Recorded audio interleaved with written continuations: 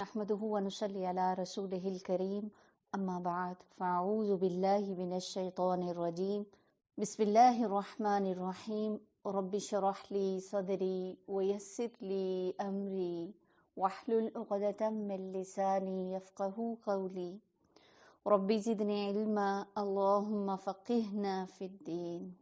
حضرت برا بن عازب سے روایت ہے کہ وہ کہتے ہیں کہ رسول اللہ صلی اللہ علیہ وسلم نے فرمایا، میت کو دفنا کر جب لوگ پیٹ پھیر کر واپس جاتے ہیں تو وہ میت ان کے قدموں کی آہٹ سنتی ہے، جبکہ اس سے یہ پوچھا جا رہا ہوتا ہے، اے فلاں تیرا رب کون ہے، تیرا دین کون ہے، تیرا نبی کون ہے؟ فرمایا اور اس کے پاس 2 فرشتے آتے ہیں، پھر وہ اسے بٹھاتے ہیں اور کہتے ہیں من ربو کا، تیرا رب کون ہے؟ تو وہ کہتا ہے میرا رب اللہ ہے۔ پھر وہ اس سے پوچھتا ہے ما دینو کا، تیرا دین کیا ہے؟ تو وہ کہتا ہے دینی الاسلام، میرا دین اسلام ہے۔ پھر وہ اس سے پوچھتا ہے ما ھذا الرجل الذی بعث فیکم، یہ آدمی کون ہے جو تم میں مبعوث کیا گیا؟ تو وہ کہتا ہے ہوا رسول اللہ صلی اللہ علیہ وسلم، وہ اللہ کے رسول صلی اللہ علیہ وسلم ہے۔ پھر وہ کہتے ہیں وما یدریک، تجھے کیسے علم ہوا، کیسے پتہ چلا؟ وہ کہتا ہے قرأت کتاب اللہ فآمنت بہ وصدقت، میں نے اللہ کی کتاب پڑھی، میں اس پر ایمان لایا اور میں نے اس کی تصدیق کی۔ تو قرآن وہ ہے کہ جس کے لیے کسی بھی انسان کے لیے، کسی مومن کے لیے قبر کے اندر سوالات دینے اس کے لیے آسان ہو جائیں گے، اور قرآن قبر کے عذاب سے بھی انسان کی حفاظت کرے گا۔ حضرت ابو ہریرہ رضی اللہ تعالیٰ عنہ بیان کرتے ہیں کہ آپ صلی اللہ علیہ وسلم آدمی کو جب اس کی قبر میں لایا جاتا ہے تو اس کے سر کی طرف سے عذاب دینے کے لیے آتا ہے، تو تلاوت قرآن اسے دور کر دیتی ہے۔ جب فرشتے اس کے سامنے سے آتے ہیں تو صدقہ اسے دھکیل دیتا ہے، اور جب اس کے پاؤں کی طرف سے آتا ہے تو مساجد کی طرف چل کر جانا اسے دور کر دیتا ہے، اور صبر رکاوٹ بن جاتا ہے۔ تو جتنی چیزیں انسان کی حفاظت کرنے والی ہیں ان میں ایک قرآن بھی ہے۔ جی شروع کرتے ہیں۔ آج ہمارا 16واں پارہ ہے جس میں سورۃ الکہف کی کنٹینویشن ہے۔ اعوذ باللہ من الشیطان الرجیم، بسم اللہ الرحمن الرحیم۔ قال الم اقل لك انك لن تستطيع معي صبرا قال ان سألتك عن شيء بعدها فلا تصاحبني قد بلغت من لدني عذرا۔ اس نے کہا میں نے تم سے کہا تھا نا کہ تم میرے ساتھ صبر نہیں کر سکتے۔ تو یہاں بات کیا ہو رہی تھی پچھلے پارے کے اختتام پر کہ موسیٰ علیہ السلام خضر علیہ السلام کے ساتھ چلتے ہیں کہ وہ علم حاصل کرنا چاہتے ہیں، کہ جس کے بارے میں کہا گیا کہ آپ کو مزید علم حاصل کرنا ہوگا، اپنے علم کو اپڈیٹ کرنا ہوگا، تو آپ فلاں میرے بندے کے پاس جائیں اور ان سے علم حاصل کریں۔ تو جب وہ ان کے پاس پہنچتے ہیں تو وہ کہتے ہیں کہ میں آپ سے علم سیکھنا چاہتا ہوں۔ تو اس پر خضر علیہ السلام نے کہا کہ آپ علم حاصل کر نہیں پائیں گے، کہ اس کے لیے بہت صبر کی ضرورت ہے۔ تو اس پر موسیٰ علیہ السلام بہت سارے عہد باندھتے ہیں کہ انشاءاللہ آپ مجھے صابرین میں سے پائیں گے، اور میں کسی معاملے میں آپ کی نافرمانی نہیں کروں گا۔ تو یہاں پر اب بات چل رہی ہے کہ ایک لڑکا ملتا ہے جس کو وہ شخص قتل کر دیتا ہے، اور اس پر موسیٰ علیہ السلام پھر بول پڑتے ہیں۔ تو کیا کہتے ہیں، میں نے تم سے کہا نہ تھا کہ تم میرے ساتھ صبر نہیں کر سکتے؟ موسیٰ علیہ السلام نے کہا اس کے بعد اگر میں آپ سے کچھ پوچھوں تو آپ مجھے ساتھ نہ رکھیے گا، لہٰذا اب تو میری طرف سے آپ کو عذر مل گیا، یعنی اب تو یہ چیز ہو گئی، لیکن آئندہ میں بہت احتیاط کروں گا۔ پھر وہ آگے چلے یہاں تک کہ ایک بستی میں پہنچے اور وہاں کے لوگوں سے کھانا مانگا، مگر انہوں نے ان دونوں کی ضیافت سے انکار کر دیا۔ وہاں انہوں نے ایک دیوار دیکھی جو گرا چاہتی تھی، اس شخص نے اس دیوار کو پھر قائم کر دیا۔ موسیٰ علیہ السلام نے کہا اگر آپ چاہتے تو اس کام کی اجرت لے سکتے تھے، یعنی پھر بول پڑے۔ تو اس نے کہا بس میرا تمہارا ساتھ ختم، اب میں تمہیں ان باتوں کی حقیقت بتاتا ہوں جن پر تم صبر نہ کر سکے۔ نبی پاک صلی اللہ علیہ وسلم فرماتے ہیں ہم پر اور موسیٰ پر رحمت ہو، اگر وہ جلد بازی نہ کرتے تو اور بھی عجیب کام دیکھتے، لیکن انہوں نے اپنے ساتھی سے شرمندگی محسوس ہوئی انہیں، اور کہا اگر میں اس کے بعد کسی چیز کا سوال کروں تو آپ مجھے اپنے ساتھ نہ رکھیے گا۔ تو وہ اب ان باتوں کی حقیقت بتاتے ہیں. اما السفینۃ فکانت لمساکین یعملون فی البحر فاردت ان اعیبها وکان وراءہم ملک یاخذ کل سفینۃ غصبا. اس کشتی کا معاملہ یہ تھا کہ وہ چند غریب مسکین آدمیوں کی تھی جو دریا میں محنت مزدوری کرتے تھے. میں نے چاہا کہ اسے عیب دار کر دوں کیونکہ آگے ایک ایسے بادشاہ کا علاقہ تھا جو ہر کشتی کو زبردستی چھین لیتا تھا. تو یہاں بات کی جا رہی ہے کہ کشتی تھی کچھ مسکین لوگوں کی. اور مسکین کس کو کہتے ہیں؟ کہ وہ شخص جو بظاہر آپ کو اچھا نظر آ رہا ہے لیکن وہ اتنا ضرورت مند ہے کہ وہ زکوٰۃ کا مستحق ہو جاتا ہے. یعنی جس کے پاس اپنا گھر بار ہو، یہاں سے کیا پتہ چل رہا ہے کہ ان کے پاس کشتی تھی اور بظاہر وہ کمائی بھی کر رہے تھے، لیکن کیا تھا کہ وہ مسکین کی کیٹیگری میں آ رہے تھے کہ ان کے پاس اتنا کافی نہیں ہوتا کہ اپنی گزر اوقات کو وہ آسانی سے کر سکیں. تو ایسے لوگ زکوٰۃ کے مستحق ہو جاتے ہیں. جیسے کچھ لوگ سوال کرتے ہیں نا کہ ہمارا فلاں رشتہ دار ہے، اس کے پاس گھر تو ہے لیکن اس کی ضرورتیں پوری نہیں ہوتی. جیسے کچھ عورتیں بیوہ ہو جاتی ہیں، ان کی کمائی کا کچھ ذریعہ نہیں ہوتا اور بظاہر ان کے پاس سر چھپانے کے لیے جگہ ہوتی ہے. یا اسی طرح کچھ لوگ ایسے ضرورت مند ہوتے ہیں کہ کچھ بظاہر پراپرٹی ہوتی ہے جو سیل نہیں ہو رہی ہوتی لیکن ان کے پاس ایک دن کے کھانے کو کچھ بھی موجود نہیں ہوتا. تو ایسی صورت میں وہ لوگ زکوٰۃ کے مستحق ہو جا سکتے ہیں.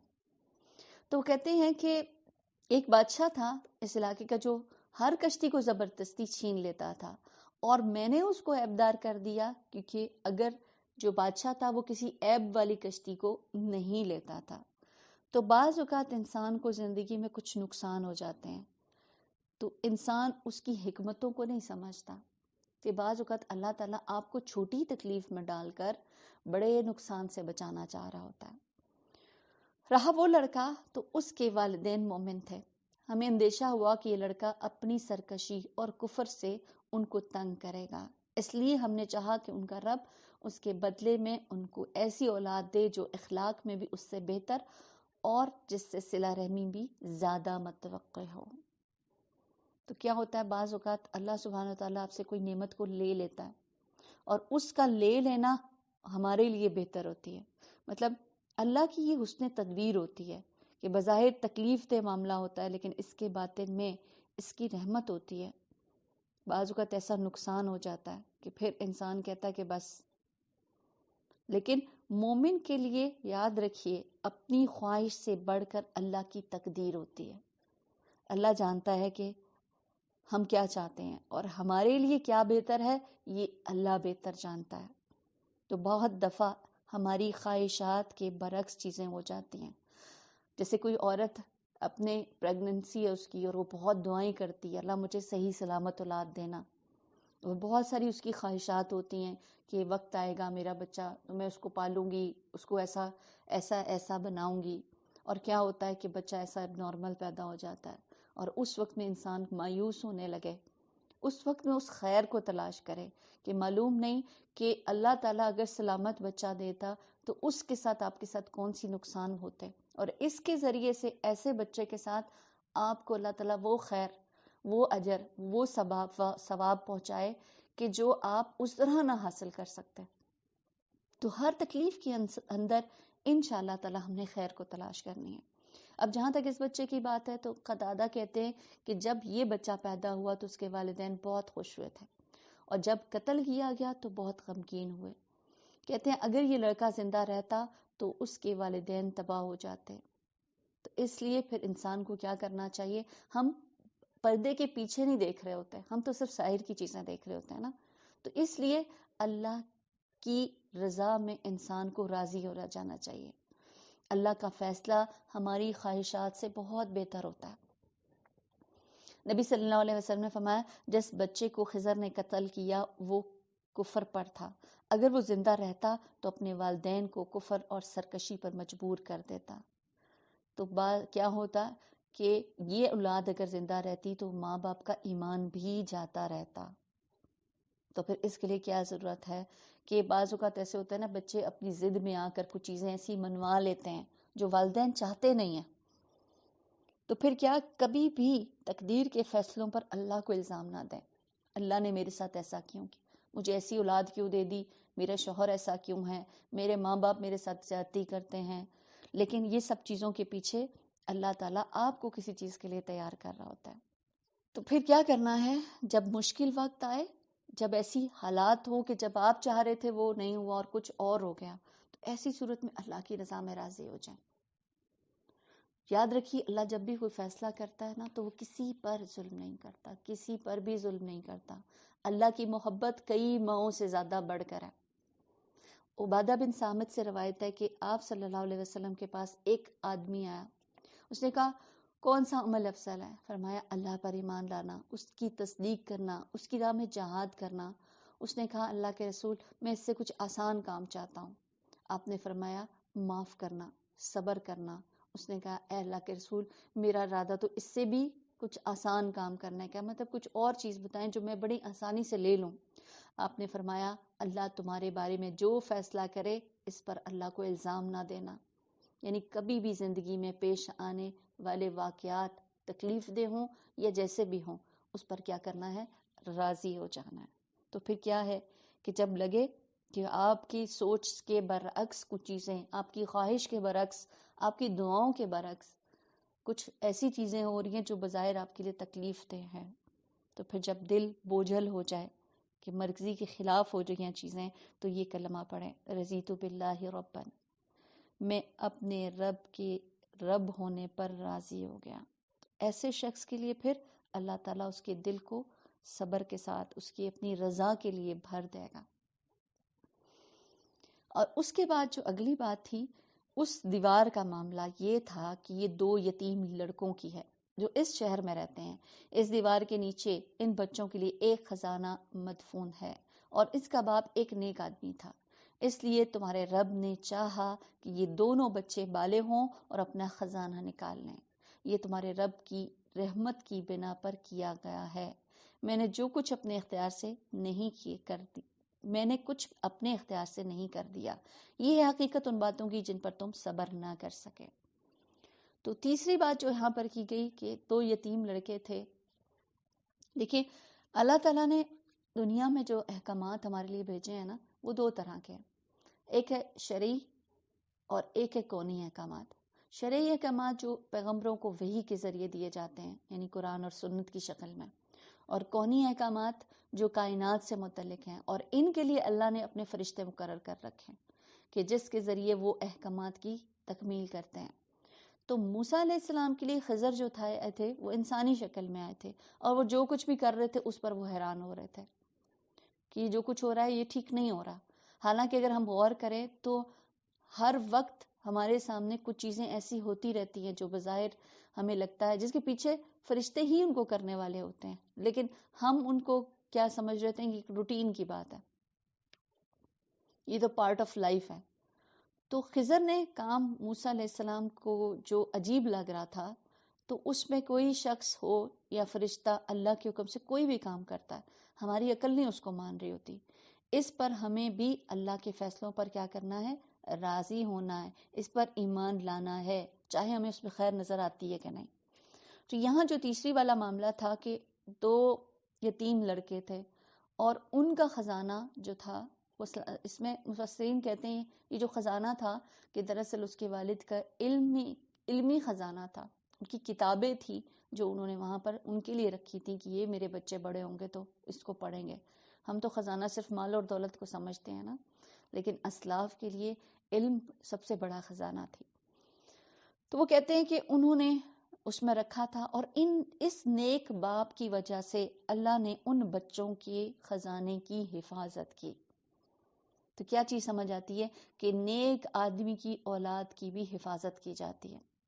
یعنی والدین کی نیکیاں اور اس کی عبادت کی برکت اولاد کو دنیا اور آخرت کی بھلائیاں دیتی ہے، کہ دنیا میں بھی انسان اپنے والدین کی وجہ سے بہت سارے فائدے اٹھاتا ہے، اور آخرت میں بھی کہ جہاں کہا جاتا ہے نا کہ اولاد نیک اولاد حافظ قرآن ہے تو اپنے والدین کے لیے سفارش کرے گی، ایسے ہی والدین کی بھی سفارش دی جائے کا اس کو حق دیا جائے گا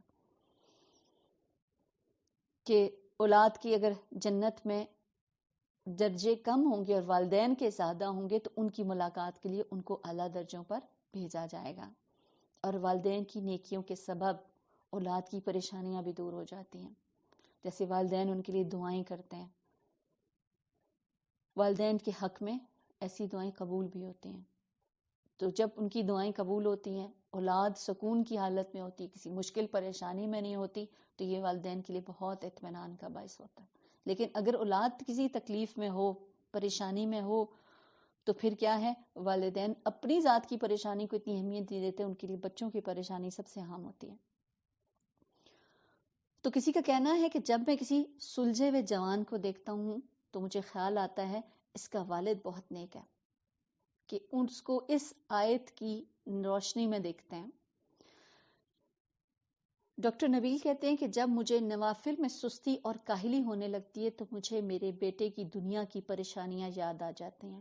یعنی اگر میں نے نوافل میں سستی کی تو کہیں اس کا وبال میرے بچوں پر نہ پڑے، ان کی پریشانیوں کا باعث نہ ہو کہ یہ پریشانیاں، کہ بچہ میرا پریشان اور اس کی پریشانی پہ مجھے پریشانی اٹھانی پڑے. عبداللہ بن مسعود رات کو کے نوافل پڑھتے اور سوئے ہوئے اپنے بچے کو دیکھ کر کہتے، اے میرے بیٹے، یہ تمہارے روشن مستقبل کے لیے، اور روتے ہوئے کہتے فَكَانَ أَبُوهُمَا صَالِحًا، اس کی تلاوت کیا کرتے. ابن مسیب کہتے ہیں، اے میرے بیٹے، بے شک میں تیرے فائدے کی خاطر اپنی نماز کی رکعتیں زیادہ کر لیتا ہوں، اس امید پر کہ تمہارے بارے میں میری حفاظت کی جائے گی، یعنی مجھے تمہاری طرف سے پریشانی نہیں دیکھنی پڑے گی. اور پھر انہوں نے بھی اس آیت کی تلاوت کی. تو یہاں کیا چیز سمجھ آتی ہے؟ اولاد کے لیے آپ کیا کر سکتے ہیں؟ کہ والدین کے لیے سب سے زیادہ خوشی، کہ انسان اپنی زندگی میں بھی یہ چاہتا ہے کہ اس کو کوئی بھی تکلیف اور نقصان نہ پہنچے. لیکن ایک چیز یاد رکھیے، والدین کی نیکیاں ان کی اولادوں تک بھی ان کی خیر جاتی ہے. اگر آپ اپنے بچوں کو نیک دیکھنا چاہتے ہیں نا، صالح دیکھنا چاہتے ہیں، تو اپنے اوپر کام شروع کر دیں. جتنے آپ کے اندر نیکیاں اور خیر اور بھلائی آئے گی تو اس کے ایفیکٹس آپ اپنے بچوں کے اندر بھی دیکھیں گے. لیکن کیا ہے نا کہ جب انسان اللہ کی نافرمانی کرتا ہے تو اللہ اس کے ماتحت لوگوں کو اس کا نافرمان کر دیتا ہے. تو یہاں چیز جو سمجھ آتی ہے کہ ایک انسان کی نیکیاں اس کی اولاد تک بھی ٹرانسفر ہو رہی ہیں. تو نیک انسان کے مرنے کے بعد بھی اس کے بچوں کی حفاظت کی جاتی ہے. جی، تیسرے سوال کی طرف آتے ہیں جو نبی صلی اللہ علیہ وسلم سے کیا گیا تھا. وَيَسْأَلُونَكَ عَنْ ذِي الْقَرْنَيْنِ قُلْ سَأَتْلُو عَلَيْكُمْ مِنْهُ ذِكْرًا. اے محمد صلی اللہ علیہ وسلم، یہ لوگ تم سے ذوالقرنین کے بارے میں پوچھتے ہیں، ان سے کہو میں اس کا کچھ حال تم کو سناتا ہوں. ہم نے اس کو زمین میں اقتدار عطا کر رکھا تھا اور اسے ہر قسم کے اسباب اور وسائل بخشے تھے. فَأَتْبَعَ سَبَبًا، اس نے پہلے مغرب کی طرف ایک مہم کا سر و سامان کیا، حتیٰ کہ جب وہ مغروب آفتاب کی حد تک پہنچ گیا تو اس نے سورج کو ایک کالے پانی میں ڈوبتا دیکھا. یعنی جو ذوالقرنین تھا وہ ایک بادشاہ تھا، اللہ نے اس کو بادشاہت عطا کی تھی اور ہر طرح کے وسائل بھی دیے تھے. اور جب اللہ وسائل کسی بھی انسان کو دیتا ہے نا، اقتدار دیتا ہے، تو پھر اس کو اس وقت میں ان وسائل سے، اس اقتدار سے اچھے اچھے کام کر لینا چاہیے، کہ کچھ معلوم نہیں کہ کب اس سے یہ چیز لے لی جائے. تو یہ چیزیں اللہ دیتا بھی ہے تو کس لیے؟ تاکہ انسان کو آزمائے کہ وہ نعمتوں میں کھو تو نہیں گیا، ان نعمتوں کے ذریعے سے اپنے رب کے مزید قریب ہو رہا ہے یا دور ہو رہا ہے. تو یہاں کہا جا رہا ہے کہ اس نے اس اسباب کو استعمال کیا کہ جب وہ غروب آفتاب کی حد تک پہنچ گیا تو اس نے سورج کو ایک کالے پانی میں ڈوبتے دیکھا، اور وہاں اس نے ایک قوم ملی. ہم نے کہا اے ذوالقرنین، تمہیں یہ اختیار حاصل ہے، ان کو تکلیف پہنچاؤ یا یہ بھی کہ ان کے ساتھ نیک رویہ اختیار کرو. اس نے کہا جو ان میں سے ظلم کرے گا ہم اس کو سزا دیں گے. عادل بادشاہ تھا نا، اس نے عدل کی بات کی. پھر وہ اپنے رب کی طرف پلٹایا جائے گا اور وہ اسے اور زیادہ سخت عذاب دے گا، اور جو ان میں سے ایمان لائے گا اور نیک عمل کرے گا اس کے لیے اچھی جزا ہے، اور ہم اس کو نرم احکام دیں گے. یعنی نیک لوگوں کے لیے دنیا میں بھی آسانیاں ہوتی ہیں. پھر اس نے ایک اور دوسری مہم تیار کی، یہاں تک کہ طلوع آفتاب کی حد تک جا پہنچا، یعنی مشرقی کنارے. وہاں اس نے دیکھا سورج ایک ایسی قوم پر طلوع ہو رہا ہے جس کے لیے دھوپ سے بچنے کا کوئی سامان ہم نے نہیں کیا. یہ حال تھا اس کا.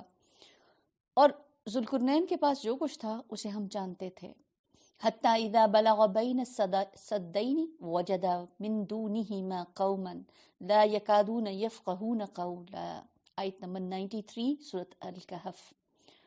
پھر اس نے ایک اور مہم کا سامان کیا، یہاں تک کہ جب دو پہاڑوں کے درمیان پہنچا تو اسے ان کے درمیان ایک قوم ملی جو مشکل ہی سے کوئی بات سمجھتی تھی. لینگویج بیریئر تھا. ان لوگوں نے کہا کہ اے ذوالقرنین، یاجوج اور ماجوج اس سرزمین پر فساد پھیلاتے ہیں، تو کیا ہم تجھے کوئی ٹیکس اس کام کے لیے کچھ اجرت دیں کہ تم ہمارے اور ان کے درمیان ایک بند تعمیر کر دو. اس نے کہا جو کچھ میرے رب نے مجھے دے رکھا ہے وہ بہت ہے، تم بس محنت سے میری مدد کرو. منصف بادشاہ تھا نا. تو منصف بادشاہ کون ہوتا ہے؟ کہ جو ہمیشہ خیر کو بانٹتا ہے، جو صرف اپنے لیے فائدوں کو نہیں سمیٹتا، وہ دوسروں کے لیے کچھ کرنا چاہتا ہے. وہ کیا کہتا ہے کہ مجھے تمہارے کسی مال کی ضرورت نہیں ہے، مجھے اللہ نے بہت کچھ دیا ہوا ہے. تو ایسا عادل بادشاہ جو ہوتا ہے نا، وہ اپنی رعایا کی حقوق کی حفاظت کرتا ہے، ان کی ضروریات کو پورا کرتا ہے، ان کی سرحدوں کی حفاظت کرتا ہے، اور جس مال کو بیت المال میں جمع کرتے ہیں اس کو اچھے کاموں میں لگاتے ہیں، اپنی ذات کے لیے نہیں اس کو لگاتا. تو اس نے کہا کہ تم بس محنت سے میری مدد کرو، یعنی کہ تم میرے ساتھ مل کر کرو، میں تمہارے اور ان کے درمیان بند بنا دیتا ہوں. تو یہ ایک اچھے لیڈر کی یہاں ایک زبردست کوالٹی بتائی جا رہی ہے. وہ خود سارے کام نہیں کرتا، وہ سب کو ٹیم کو لے کر چلتا ہے، سب کے ساتھ مل کر کام کرتا ہے. اور حقیقت ہے کہ بڑے بڑے کام ٹیم ورک کے ساتھ ہی ہوتے ہیں، مل کر ہوتے ہیں. تو جن لوگوں کو بھی اللہ نے کچھ صلاحیتیں دی ہوتی ہیں، ذہنی صلاحیتیں ہوتی ہیں، کسی کے پاس لیڈرشپ کوالٹی ہوتی ہے، تو پھر اس کے لیے کیا چیز ہے کہ وہ کام اکیلے کرنے کے بجائے دوسروں سے کام لے تاکہ مل کر اس کام کو بہتر طور پر کیا جا سکتا.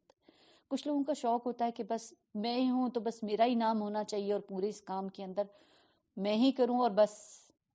لیکن ایک دیکھیے، ایک شخص ہوتا ہے جو خود مزدوری کر رہا ہے، اور ایک شخص یہ ہے کہ اپنی صلاحیتوں کو استعمال کرتے ہوئے ایک کام کا آغاز کر دیتا ہے جس میں اس میں جیسے کوئی بزنس ہے، کچھ کام کاروبار ہے، اور اس میں بہت سارے لوگوں کو لگا دیتا ہے. تو اس میں پھر کتنے لوگوں کا فائدہ ہو جاتا ہے. اور پھر اس کے علاوہ یہ بھی کہ اشتراک ذہنیت کہ انسان ایک کی سوچ ہوتی ہے، اور جب مل کر بہت سارے کام کر رہے ہوتے ہیں تو بہت ساری سوچیں مل کر اس کام کو اور زیادہ بہترین بنا رہی ہوتی ہیں. تو یہاں ذوالقرنین کی بہت زبردست کوالٹی تھی کہ اس نے لوگوں کو اپنے ساتھ لگایا. اچھا، یہ چیزیں ہمارے اپنے گھر میں بھی ہوتی ہیں. بعض اوقات مائیں ساری زندگی اکیلے کام کر کر کر کر کے تھک جاتی ہیں اور اولاد کو ساتھ نہیں لگاتی، اپنے بچوں کو ساتھ نہیں لگاتے ہیں. اور یہ سب سے بڑی ہماری بے وقوفی ہوتی ہے کہ بچوں کو ہم اپاہج بنا دیتے ہیں. تو اگر سب مل کر کام کریں تو وہ کام کچھ بھی نہیں ہوتا، لیکن جب ایک ہی بندہ سب کے کام کر رہا ہوتا ہے تو بس پھر اسی کی ہوتی ہے اور وہی بیچارہ کھپ رہا ہوتا ہے. تو بہترین انتظام گھر کا بھی وہی چلا سکتا ہے، وہی بہترین لیڈر ہو سکتا ہے جو سب کو لے کر چلنے والا ہو. تو وہ کہتے ہیں کہ مجھے لوہے کی چادریں لا کر دو. اب وہ کس طرح سے کام لے رہے ہیں. آخر جب دونوں پہاڑوں کے درمیان خلا کو اس نے پاٹ دیا تو لوگوں کے سے کہا اب آگ دہکاؤ. یعنی کچھ چادریں لائے، کچھ نے آگ دہکائی. حتیٰ کہ جب یہ آہنی دیوار بالکل آگ کی طرح سرخ ہو گئی تو اس نے کہا لاؤ، اب میں اس میں پگھلا ہوا تانبا اڈھیل لوں گا. یہ ہے لیڈرشپ. یہ بند ایسا تھا کہ یاجوج ماجوج اس پر چڑھ کر بھی نہ آ سکتے تھے، اور اس میں نقب لگانا ان کے لیے اور بھی مشکل تھا. ذوالقرنین نے کہا یہ میرے رب کی رحمت ہے، مگر جب میرے رب کے وعدے کا وقت آئے گا تو وہ اس کی پیوند خاک کر دے گا اس کو، اور میرے رب کا وعدہ برحق ہے. ھذا رحمت من ربی. کام کرنے کے بعد پھر کیا کہتے ہیں؟ یہ میرا اس میں کمال نہیں ہے، یہ اللہ کی رحمت سے سب کچھ ہوا. کہ جو کچھ ہوا ہے یہ بن گیا ہے تو یہ اللہ کی رحمت سے، اور جب یہ ختم ہوگا تو بھی یہ اللہ کے حکم سے ہوگا. وَتَرَكْنَا بَعْضَهُمْ يَوْمَئِذٍ يَمُوجُ فِي بَعْضٍ وَنُفِخَ فِي الصُّورِ فَجَمَعْنَاهُمْ جَمْعًا. آیت نمبر 99 سورۃ الکہف. اور اس روز ہم لوگوں کو چھوڑ دیں گے کہ سمندر کی موجوں کی طرح ایک دوسرے سے گتھم گتھا ہوں، اور سور پھونکا جائے گا اور ہم سب انسانوں کو ایک ساتھ جمع کریں گے. اور وہ دن ہوگا جب ہم جہنم کو کافروں کے سامنے لائیں گے، ان کافروں کے سامنے جو میری نصیحت کی طرف سے اندھے بنے ہوئے تھے، جو ذکر کی طرف سے اندھے بنے ہوئے تھے، وہ کچھ سننے کے لیے تیار نہ تھے۔ تو اندھا پن، بہرا پن، ناشکرا انسان ان دونوں چیزوں کو اللہ کی راہ میں استعمال نہیں کرتا۔ تو بہت بڑی آفت انسان کے لیے کہ ان چیزوں سے دنیا میں رہتے ہوئے ان کے ہونے سے فائدہ نہ اٹھا سکے۔ تو کیا یہ لوگ جنہوں نے کفر اختیار کیا یہ خیال کرتے ہیں کہ مجھے چھوڑ کر میرے بندوں کو اپنا کارساز بنا لیں گے؟ ہم نے ایسے کافروں کی ضیافت کے لیے جہنم تیار کر رکھی ہے۔ تو کارساز کون ہے؟ اللہ کی ذات ہے۔ اے محمد صلی اللہ علیہ وسلم، ان سے کہو کیا ہم تمہیں بتائیں اپنے اعمال میں سے سب سے زیادہ ناکام اور نامراد لوگ کون ہیں؟ وہ کہ دنیا کی زندگی میں جن کی ساری سعی و جد و جہد راہ راست سے بھٹکی رہی، وہ سمجھتے رہے کہ وہ سب کچھ ٹھیک کر رہے ہیں، کہ انسان ساری زندگی نیکیوں کے نام پر بہت کچھ کرتا رہے، لیکن کیا تھا کہ اس کی نیکیاں ایسی تھی ہی نہیں کہ جس کی ضرورت تھی، جو مطلوب تھی۔ تو انسان کی سوچ اور عقیدے کی خرابی اس کے عمل کو ضائع کر دیتی ہے۔ وہ سمجھتے تھے ہم ٹھیک کر رہے ہیں۔ یہ وہ لوگ ہیں جنہوں نے اپنے رب کی آیات کو ماننے سے انکار کیا، ان کے حضور پیشی کا یقین نہ کیا، اس لیے ان کے سارے اعمال ضائع ہو گئے، اور قیامت کے روز ہم انہیں کوئی وزن نہ دیں گے۔ یعنی ایسا عمل جس کی بنیاد غلط ہے، جو اللہ کی خاطر کیا نہیں گیا، جو دکھاوے کے لیے تھا، وہ عمل کیسا ہوگا؟ ایسا کہ جس کا کوئی وزن نہیں ہوگا۔ جیسے ہم پڑھتے ہیں نا کہ کچھ اعمال ایسے ہوتے ہیں جو میزان میں بہت بھاری ہوتے ہیں، جیسے نبی پاک صلی اللہ علیہ وسلم کی حدیث سے پتہ چلا ہے سبحان اللہ و بحمدہ سبحان اللہ العظیم، کہ بولنے میں بہت آسان ہے لیکن میزان میں بڑے بھاری ہیں۔ اسی طرح اچھا اخلاق کہ میزان میں بہت بھاری چیزوں میں سے ہے۔ اسی طرح سے کہا جا رہا ہے کہ انسان کے لیے کیا ہوگا کہ کچھ چیزیں ایسی ہوں گی کہ اس میں کچھ بھی اس کا وزن نہیں ہوگا۔ اور اس میں وجہ کیا ہے کہ دو وجوہات سمجھ آتی ہیں کہ انسان کا عقیدہ، کہ اگر وہ شرک پر ہے، اللہ کو مانتا ہی نہیں، اللہ کے لیے ہی کام نہیں کیا، تو پھر وہ نیک ہے نہیں۔ اور دوسری چیز ریاکاری، دکھاوا، کہ ایمان کے بغیر تو عمل قبول نہیں ہوتا، نیت کی خرابی تو اعمال کو ضائع کرتی ہے، اور اس کے ساتھ دکھاوا، ریاکاری، صرف لوگوں کو دکھانے کے لیے۔ لوگ کیا کہیں گے، یہ جملہ ہم کتنا استعمال کرتے ہیں، اور اپنے ہی بچوں کے سامنے ان چیزوں کو بہت زیادہ ہم ہائی لائٹ کر رہے ہوتے ہیں۔ تو جو کام اللہ کے لیے نہیں لوگوں کے لیے کیے ہیں نا، وہ بالکل بیکار۔ نبی پاک صلی اللہ علیہ وسلم نے فرمایا مجھے تمہارے حق میں سب سے زیادہ شرک کے اصغر کا خوف ہے۔ صحابہ نے پوچھا یہ کیا ہے؟ تو فرمایا ریاکاری۔ اللہ جب روز قیامت لوگوں کو بدلہ دے گا تو ریاکاروں سے کہے گا ان ہستیوں کی طرف چلے جاؤ جن کی خاطر ریاکاری کرتے تھے، اور تم دیکھو گے کہ ان کے پاس کوئی بدلہ تم نہ پاؤ گے اپنے لیے۔ تو لوگوں کی خاطر کام کرنے چھوڑ دیں، صفائی کر لو، لوگ کیا کہیں گے، کچھ اچھی چیز کر لو، لوگ کیا کہیں گے، تمہارا بچہ کیسا ہے۔ تو بچوں کے اندر بھی دل میں ان کے اللہ کا خوف پیدا کرے، نہ یہ کہ لوگوں کا خوف ڈالا جائے۔ اس کی سزا جہنم ہے اس کفر کے بدلے جو انہوں نے کیا، اور اس مذاق کی پاداش میں جو وہ میری آیات اور میرے رسولوں کے ساتھ کرتے رہے۔ البتہ وہ لوگ جو ایمان لائے اور جنہوں نے نیک عمل کیے، ان کی میزبانی کے لیے فردوس کے باغ ہوں گے جس میں وہ ہمیشہ رہیں گے۔ کبھی اس جگہ سے نکل کر ہی جانے کی ان کا دل نہ چاہے گا۔ تو یہاں جو پیچھے ایک بات ہو رہی ہے نا کہ اعمال کو تولا جائے گا، کہ قیامت کے دن ان کے وزن کچھ بھی نہیں ہوں گے، تو کفار کے اعمال تو تولے بھی نہیں جائیں گے۔ میزان تو رکھا جائے گا مومنوں کے لیے یا پھر منافقوں کے لیے، کیونکہ بظاہر انہوں نے بھی کچھ نیک کام کیے میں اللہ کے لیے، دین کا کلمہ اس نے بھی پڑھا ہوا ہے۔ تو کفار کا تو سیدھا سیدھا فیصلہ ہو جائے گا کہ تمہارے پاس ایمان ہی نہیں ہے، تو اب تمہیں اس چیز میں پڑھنے کی ضرورت نہیں، اس کو ڈائریکٹ جہنم میں بھیج دیا جائے گا۔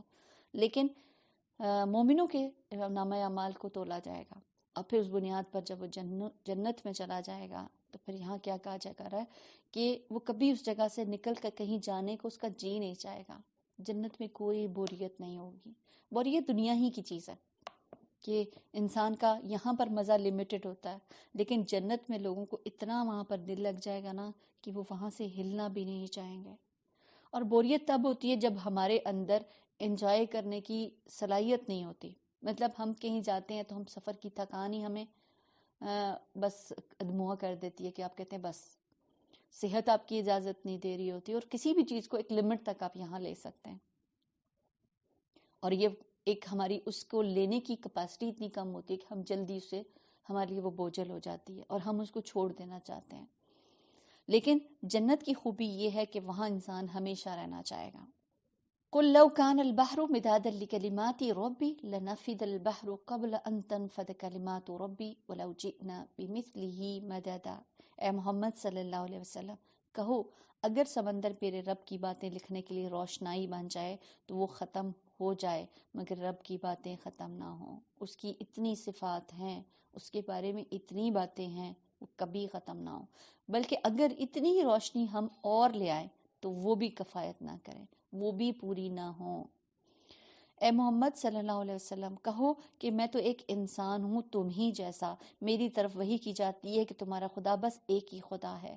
بس جو کوئی اپنے رب کی ملاقات کا امیدوار ہو اسے چاہیے کہ نیک عمل کرے، بندگی میں اپنے رب کے ساتھ کسی اور کو شریک نہ کرے.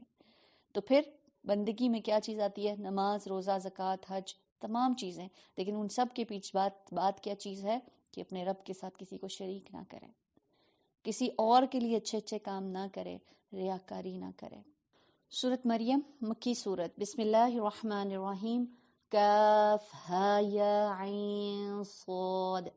ذکر رحمت ربک عبدہ زکریا اذ نادى ربه نداء خفيا قال رب إني وهن العظم مني واشتعل الرأس شيبا ولم أكن بدعائك ربي شقيا.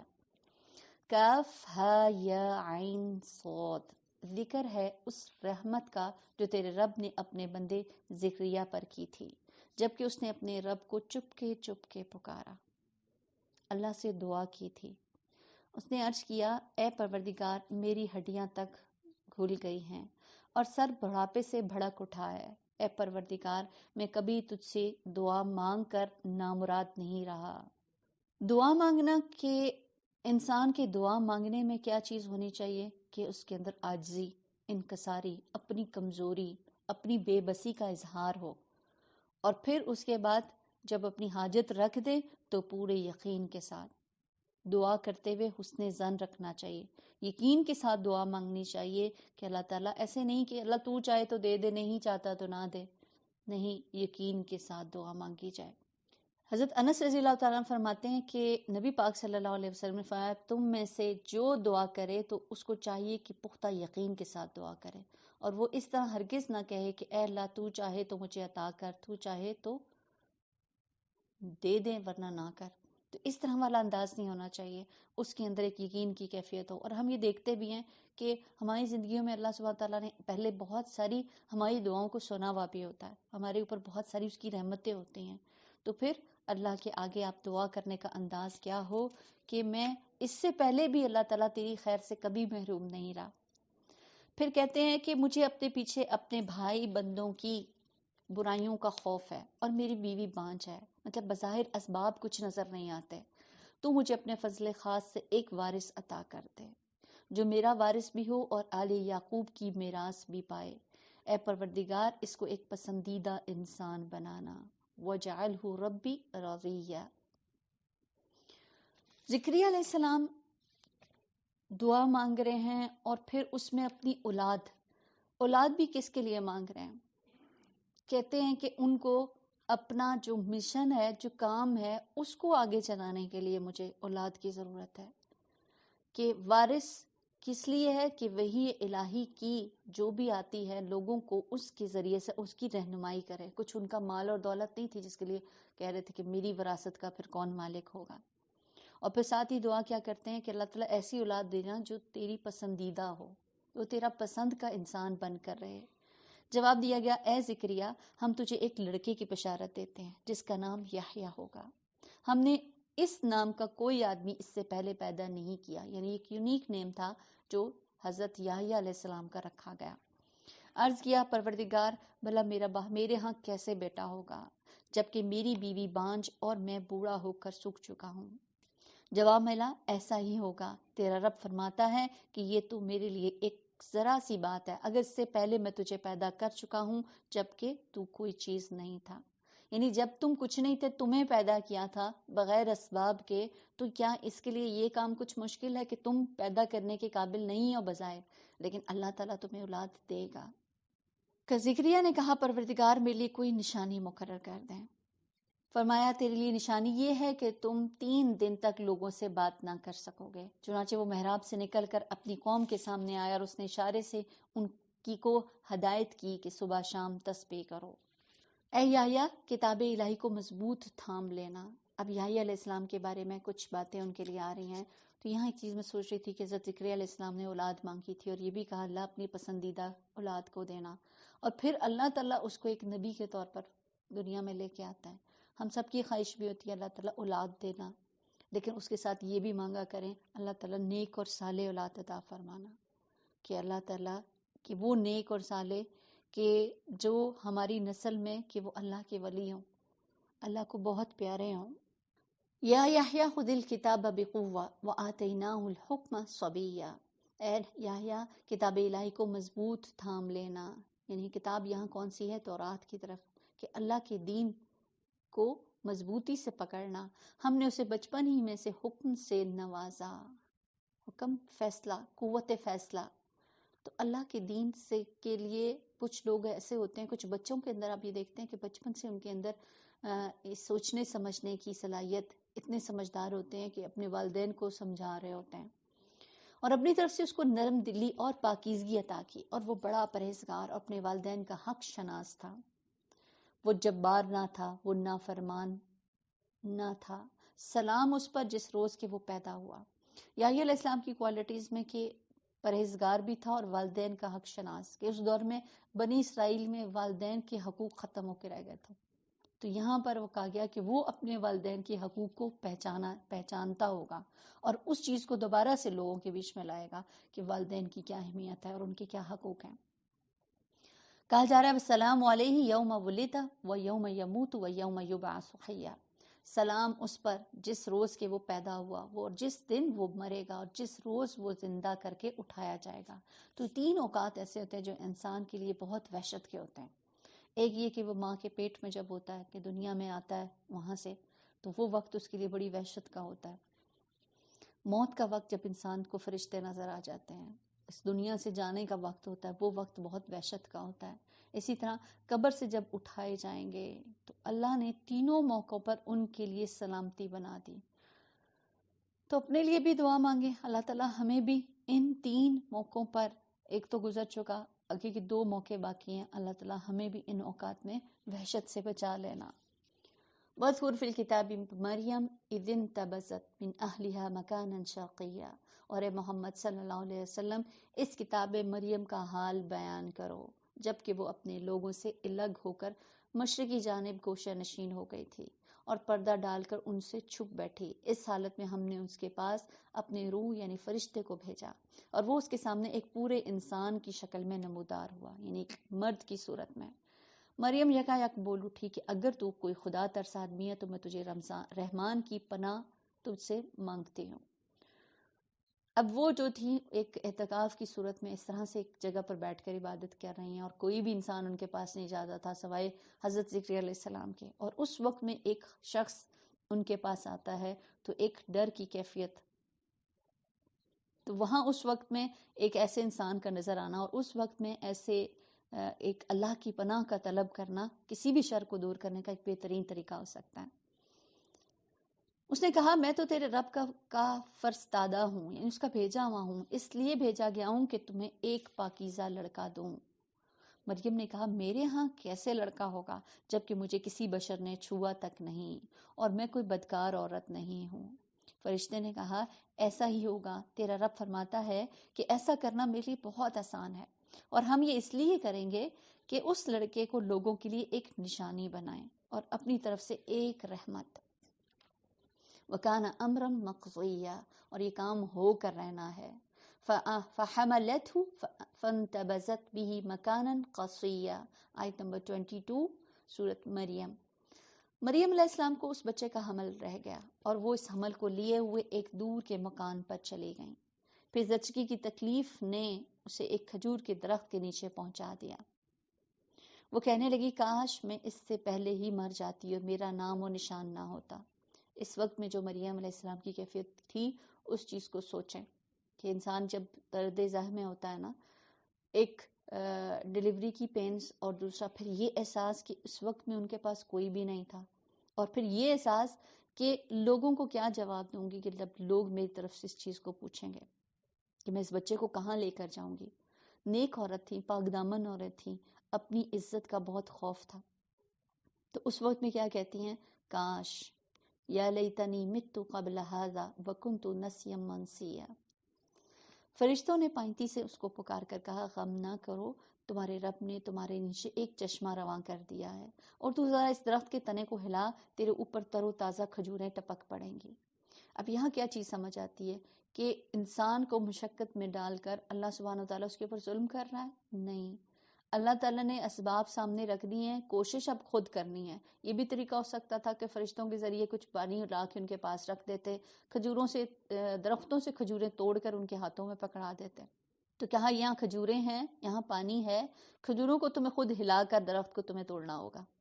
تو رزق اللہ کی طرف سے آتا ہے، لیکن محنت انسان کو کرنا پڑتی ہے، اور محنت انہی سے انہیں اس تکلیف کے وقت بھی کرنا پڑ رہی تھی کہ جس وقت میں اب وہ ایک فزیکل بھی تکلیف میں ہے، ذہنی طور پر بھی ایک تکلیف کی کیفیت ہے، اور اس کے بعد پھر اللہ سبحانہ تعالیٰ کہہ رہے ہیں کہ اپنی ضرورت اس طریقے سے پوری کرو. پس تو کھا اور پی اور اپنی آنکھیں ٹھنڈی کر.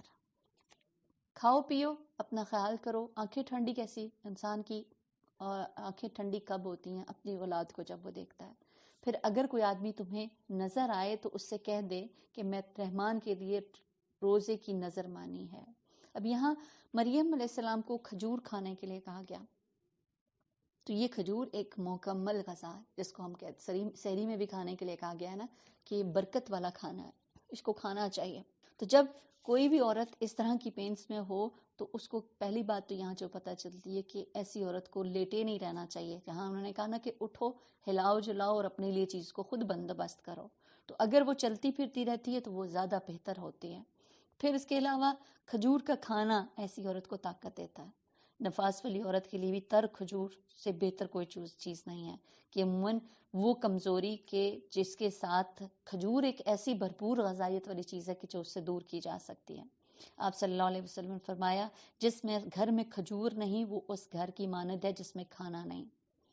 آپ صلی اللہ علیہ وسلم نے فرمایا اے عائشہ جس گھر میں کھجور نہ ہو وہ گھر والے بھوکے ہیں. 3 بار آپ نے اس بات کو دہرایا کہ کھجور کا کسی گھر میں ہونا اور کچھ بھی نہیں ہے اور کھجور ہے نا تو یہ ایک بھرپور غذا ہے. اور آج سائنس بھی یہ بات کہتی ہے کہ ایک کھجور کے اندر ایک روٹی کی کیلوریز ہوتی ہیں. تو کہا جا رہا ہے کہ کھاؤ، اپنے آپ کو ٹھیک کرو، اور پھر وہاں جب جاؤ تو لوگ جب تمہارے سامنے آئیں تو ان کے سامنے تم نے کچھ بھی نہیں بولنا اور یہی کہنا ہے کہ میں روزے کی نظر مانی ہے. پھر وہ اس بچے کو لیے ہوئے اپنی قوم میں آئی. لوگ کہنے لگے یا اخت ہارون ما کان ابوک امرأ سوء وما کانت امک باغیہ. اے مریم یہ تو نے بڑا برا کام کر ڈالا. اے ہارون کی بہن، نہ تیرے باپ کا کوئی برا آدمی تھا اور نہ ہی تیری ماں کوئی بدکار عورت تھی. مریم نے بچے کی طرف اشارہ کر دیا. اب یہاں بھی بات کرنے کا انداز کہ لوگوں کی طرف جب ایسی باتیں آتی ہیں نا تو وہ ایسی طرح کے تانے دے رہے ہوتے ہیں. جب کوئی شخص کسی سے کچھ برا کام بظاہر ہو جاتا ہے تو وہ الزام یا وہ کس چیز کو پوائنٹ آؤٹ کر رہے ہوتے ہیں کہ تمہارے ماں باپ تو ایسے نہیں تھے، تمہارے گھر میں تو ایسی چیزیں نہیں تھیں، تمہارے ابا اجداد میں تو بڑے نیک اور صالح لوگ تھے، پھر یہ تم نے کیا کر دیا. تو مریم علیہ السلام نے بچے کی طرف اشارہ کیا. لوگوں نے کہا ہم اس سے کیا بات کریں، یہ گہوارے میں پڑا ہوا ایک بچہ ہے. عموماً تو یہی ہوتا ہے نا، ایک چھوٹا سا بچہ بول نہیں سکتا، لیکن مریم مسیح ابن مریم پگھوڑے میں بولے تھے، اور یہ ان کی خاص بات تھی۔ اور کیا کہا تھا انہوں نے؟ قال انی عبد اللہ آتانی الکتاب وجعلنی نبیا۔ بچہ بول اٹھا میں اللہ کا بندہ ہوں، تو اس نے مجھے کتاب دی، نبی بنایا اور بابرکت کیا جہاں بھی میں رہوں۔ اور پھر اس کے بعد وَأَوْصَانِي بِالصَّلَاةِ، اور نماز اور زکوٰۃ کی پابندی کا حکم دیا۔ تو یہاں پر عیسیٰ علیہ السلام کے بارے میں کہا جا رہا ہے کہ وہ خود اپنا تعارف کس بات سے کراتے ہیں؟ میں اللہ کا بندہ ہوں۔ جب بھی کسی کو عیسائی کو اگر آپ کو اسلام کی طرف لانا ہو نا، تو اس کو ضرور یہ صورت اس کو کہیں کہ وہ یہ پڑھے، اس کو چیزوں کو سمجھ آئے کہ کیا حقیقت ہے۔ تو اس نے کہا کہ میں اللہ کا بندہ ہوں، اس نے مجھے کتاب دی، نبی بنایا اور بابرکت کیا جہاں بھی میں رہوں۔ تو نیک انسان جہاں بھی ہوتا ہے نا، اس کا وہاں پر ہونا، اس سے لوگ فائدہ اٹھاتے ہیں۔ وہ لوگوں کے لیے، اپنے لیے تو بابرکت ہوتا ہے، دوسرے لوگوں کے لیے بھی ہوتا ہے۔ جیسے وہ حدیث سے پتہ چلتا ہے نا کہ کچھ لوگ خیر کی کنجیاں ہوتے ہیں، جہاں جاتے ہیں وہاں ان کے لیے وہ خیر کے دروازے کھولتے جاتے ہیں، خیر پھیلاتے جاتے ہیں، دوسروں کی خوشی اور آرام کا سبب بنتے ہیں۔ ایسے لوگ مبارک ہوتے ہیں۔ اور کچھ لوگ شر کی کنجیاں ہوتی ہیں، ان سے شر کے تالے کھلتے ہیں، کہ کچھ لوگ آتے ہیں نا تو آپ گھبرا اٹھتے ہیں کہ اب یہ آ گئے ہیں، اب پتہ نہیں کیا ہونے والا ہے۔ اللہ ہمیں ایسے لوگوں میں شامل نہ کرے۔ اللہ تعالیٰ ان لوگوں میں شامل کرے کہ جن کے ذریعے سے خیر کے دروازے کھلتے ہیں۔ اللہ بابرکت لوگوں میں شامل کرے۔ کہتے ہیں کہ اور نماز اور زکوٰۃ کی پابندی کا حکم دیا جب تک میں زندہ رہوں، اور اپنی والدہ کا حق ادا کرنے والا بنایا، اور مجھ کو جبار اور شقی نہیں بنایا کہ میں بدبخت ہوں۔ سلام ہے مجھ پر جب کہ میں پیدا ہوں اور جب کہ میں مروں، جب کہ زندہ کر کے اٹھایا جاؤں۔ تو عیسیٰ علیہ السلام نے دونوں طرح کے حقوق کے اوپر بات کر لی ہے، حقوق اللہ اور حقوق العباد، دونوں کو پورا کرنے والے۔ بنی اسرائیل میں یہ صفات ختم ہو گئی تھی کہ ایک طرف تو اللہ کے حق تو کسی طرح کرنے کی کوشش کرتے، لیکن بہت سارے حقوق العباد میں سے ختم ہو گئے تھے، اور کہیں پہ حقوق اللہ میں ڈنڈی مار رہے تھے، اور کہاں پر انہوں نے کچھ چیزوں کو وہاں سے پکڑ لیا تھا۔ تو آج اگر امت مسلمہ کو دیکھتے ہیں نا، تو ہمارا حال بھی کچھ ایسا ہی ہے۔ نہ ہماری زندگیوں میں نمازیں ہیں، نہ زکوٰۃ ہے۔ اور اس وقت زکوٰۃ کو یاد رکھیے، اس کو ادا کرنے کے لیے نیت کا ہونا اور اس کے حساب کتاب کا لگانا بہت ضروری ہے۔ تو یہاں پر وہ دونوں حقوق، اور دین جو آپ کو اعتدال پر لاتا ہے نا، وہ دراصل ہے بھی یہی کہ آپ جہاں حقوق اللہ کی بات کریں وہاں حقوق العباد بھی ہوں۔ لیکن ہم ایک طرف کبھی ڈول جاتے ہیں، حقوق العباد تو بہت اچھے کر رہے ہوتے ہیں، لیکن حقوق العباد میں کہیں ہماری کمیاں رہ جاتی ہیں۔ تو دین کا حسن یہ ہے کہ دونوں چیزوں کو لے لیا جائے۔ بالکل ایسے ہی سمجھیے جیسے اگر پیپر آپ دیتے ہیں تو ہر پیپر کے الگ سے نمبر ہوتے ہیں۔ ایسا نہیں ہے ایک پیپر کا ایک سوال کو تو آپ بہت اچھے سے اٹیمپٹ کریں، دوسرے کو آپ اگنور کر دیں، تو پھر آپ کے پیپر میں بہت اچھے نمبر لے لیں گے۔ تو ہر ایک کو اس کا حق ادا کرنا ہے۔ ذالک عیسیٰ ابن مریم، یہ ہیں عیسیٰ ابن مریم، اور یہ ہیں اس کے بارے میں وہ سچی بات جس میں لوگ شک کر رہے ہیں۔ اللہ کا یہ کام نہیں کہ وہ کسی کو بیٹا بنا لے، وہ پاک ذات ہے، وہ سب جب کسی بات کا فیصلہ کرتا ہے تو کہتا ہے ہو جا تو بس ہو جاتی ہے۔ تو یہاں عیسیٰ ابن مریم کی حیثیت کو بہت واضح کر دیا گیا ہے کہ کوئی اس کو یہ نہ سمجھے کہ یہ اس کو معبودیت کے لیول کے اوپر لے آئے، وہ اللہ کا بندہ اور رسول ہے۔ وَإِنَّ اللَّهَ رَبِّي وَرَبُّكُمْ فَاعْبُدُوهُ هَذَا صِرَاطٌ مُسْتَقِيمٌ، آیت نمبر 36 سورۃ مریم۔ عیسیٰ علیہ السلام نے کہا تھا کہ اللہ میرا رب بھی ہے اور تمہارا رب بھی ہے، بس تم اس کی بندگی کرو، یہی سیدھا راستہ ہے۔ مگر پھر مختلف گروہ باہم اختلاف کرنے لگے، سو جن لوگوں نے کفر کیا ان کے لیے وہ وقت بڑی تباہی کا ہوگا، جبکہ وہ ایک بڑا دن دیکھیں گے جب وہ ہمارے سامنے حاضر ہوں گے۔ اس روز تو ان کے کان بھی خوب سن رہے ہوں گے اور ان کی آنکھیں بھی خوب دیکھتی ہوں گی۔ دنیا میں تو یہ کان اور آنکھیں بند کر کے بیٹھے ہوئے ہیں نا، نہ کانوں سے سنتے ہیں نہ آنکھوں سے بصیرت کو دیکھتے ہیں، لیکن اس دن یہ سب چیزیں بڑی واضح طور پر اپنے کام کر رہی ہوں گی۔ مگر آج یہ ظالم کھلی گمراہی میں مبتلا ہیں۔ اے محمد صلی اللہ علیہ وسلم، اس حالت میں جبکہ یہ لوگ غافل ہیں اور ایمان نہیں لا رہے، انہیں اس دن سے ڈرا دو جب کہ فیصلہ کر دیا جائے گا۔ وَأَنذِرْهُمْ يَوْمَ الْحَسْرَةِ إِذْ قُضِيَ الْأَمْرُ وَهُمْ فِي غَفْلَةٍ وَهُمْ لَا يُؤْمِنُونَ، آیت نمبر 39 سورۃ مریم۔ انہیں اس دن سے ڈراؤ کہ جب فیصلہ کر دیا جائے گا اور پچھتاوے کے سوا کوئی چارہ کار نہ ہوگا۔ حسرت کیا ہوتا ہے؟ شدید ندامت، ایسی چیز پر مر مٹنا جو انسان سے چھٹ گئی ہو اور اس کو پکڑنا اب اس کے لیے ممکن ہی نہ ہو، کوئی موقع، کوئی اس کے لیے کوئی چیز اس کی بدل نہیں ہو سکتی، تو یہ اس دن میں کے پچھتاوے ہوں گے کہ قیامت کا ایک نام جو ہے یوم الحسرہ ہے، یوم الحسرت، کہ حسرت کا دن، کہ جس دن انسان کے اندر شدید ندامت ہوگی۔ اور مومن کو بھی کسی حد تک حسرت ہوگی کہ وہ اپنی ان کوتاہیوں کو سوچے گا کہ وہ وقت جو کیوں ضائع کر دیا، اس میں بہتر زندگی گزارتا اور زیادہ اچھا مقام پر ہوتا۔ نبی پاک صلی اللہ علیہ وسلم نے فرمایا، جو لوگ کسی جگہ مجلس کریں لیکن اس پہ اللہ کا ذکر نہ کریں، وہ مجلس قیامت کے دن اس کے لیے حسرت ہوگی۔ جو آدمی کسی راستے پر چلتے ہوئے اللہ کا ذکر نہ کرے تو وہ چلنا بھی اس کے لیے باعث حسرت ہو جائے گا، اور جو آدمی اپنے بستر پر آئے اور اللہ کا ذکر نہ کرے اور سو جائے تو وہ بھی اس کے لیے باعث حسرت ہوگا۔ تو آج ان چیزوں کا پتہ چل جانا کا مطلب یہ ہے کہ اللہ تعالیٰ ہمیں کل کی ان حسرتوں سے بچا لے، اور ہم ہر وہ حتم الامکان کوشش کریں کہ اس دن ہمیں ایسے پچھتانا نہ پڑے۔ آخرکار ہم ہی زمین اور اس کی ساری چیزوں کے وارث ہوں گے اور سب ہماری طرف ہی پلٹائے جائیں گے۔ وَاذْكُرْ فِي الْكِتَابِ إِبْرَاهِيمَ إِنَّهُ كَانَ صِدِّيقًا نَبِيًّا، اس کتاب میں ابراہیم علیہ السلام کا قصہ بیان کرو، بے شک وہ ایک راست باز انسان اور ایک نبی تھے، صدیق تھے۔ صدیق کیا ہوتا ہے؟ سچ بولنے والا اور سچ پر قائم رہنے والا۔ تو وہ اللہ کی وحدانیت کی، رسولوں کی قیامت تک ایسا شخص کیا کرتا ہے؟ تصدیق کرتا ہے۔ تو یہاں کس کی صفت یہ بتائی گئی؟ ابراہیم علیہ السلام کی۔ تو ذرا اس موقع کو یاد دلاؤ جب کہ اس نے اپنے باپ سے کہا، ابا جان آپ کیوں ان چیزوں کی عبادت کرتے ہیں جو نہ سنتی ہیں، نہ دیکھتی ہیں اور نہ آپ کا کوئی کام بنا سکتی ہیں؟ ابراہیم علیہ السلام کے انداز کے اوپر غور کیجیے گا۔ کہتے ہیں، ابا جان میرے پاس ایک ایسا علم آیا ہے جو آپ کے پاس نہیں ہے، آپ میرے پیچھے چلیں، میں آپ کو سیدھا راستہ بتاؤں گا۔ ابا جان آپ شیطان کی بندگی نہ کریں، شیطان تو رحمان کا نافرمان ہے۔ ابا جان مجھے ڈر ہے کہ کہیں آپ رحمان کے عذاب میں مبتلا نہ ہو جائیں اور شیطان کے ساتھی بن کر رہیں۔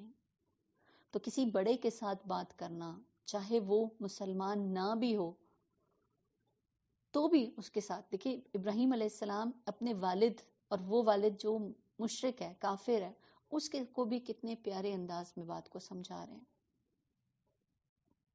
تو جب بھی کوئی عموماً یہ ہوتا ہے نا کہ کبھی کوئی بچے زیادہ پڑھ جاتے ہیں یا دین کا ہی سیکھنے لگ جاتے ہیں تو پھر ان کو اپنے والدین کے اندر بہت کمیاں، خرابیاں اور بہت غلط چیزیں نظر آنے لگتی ہیں، اس پر بہت زیادہ وہ ہو جاتے ہیں، تو پھر اس وقت میں ان کے رویے کیا ہو جاتے ہیں، اس کے اندر بہت سختی آ جاتی ہے اور اس سختی میں وہ بہت ناروا سلوک کر دیتے ہیں۔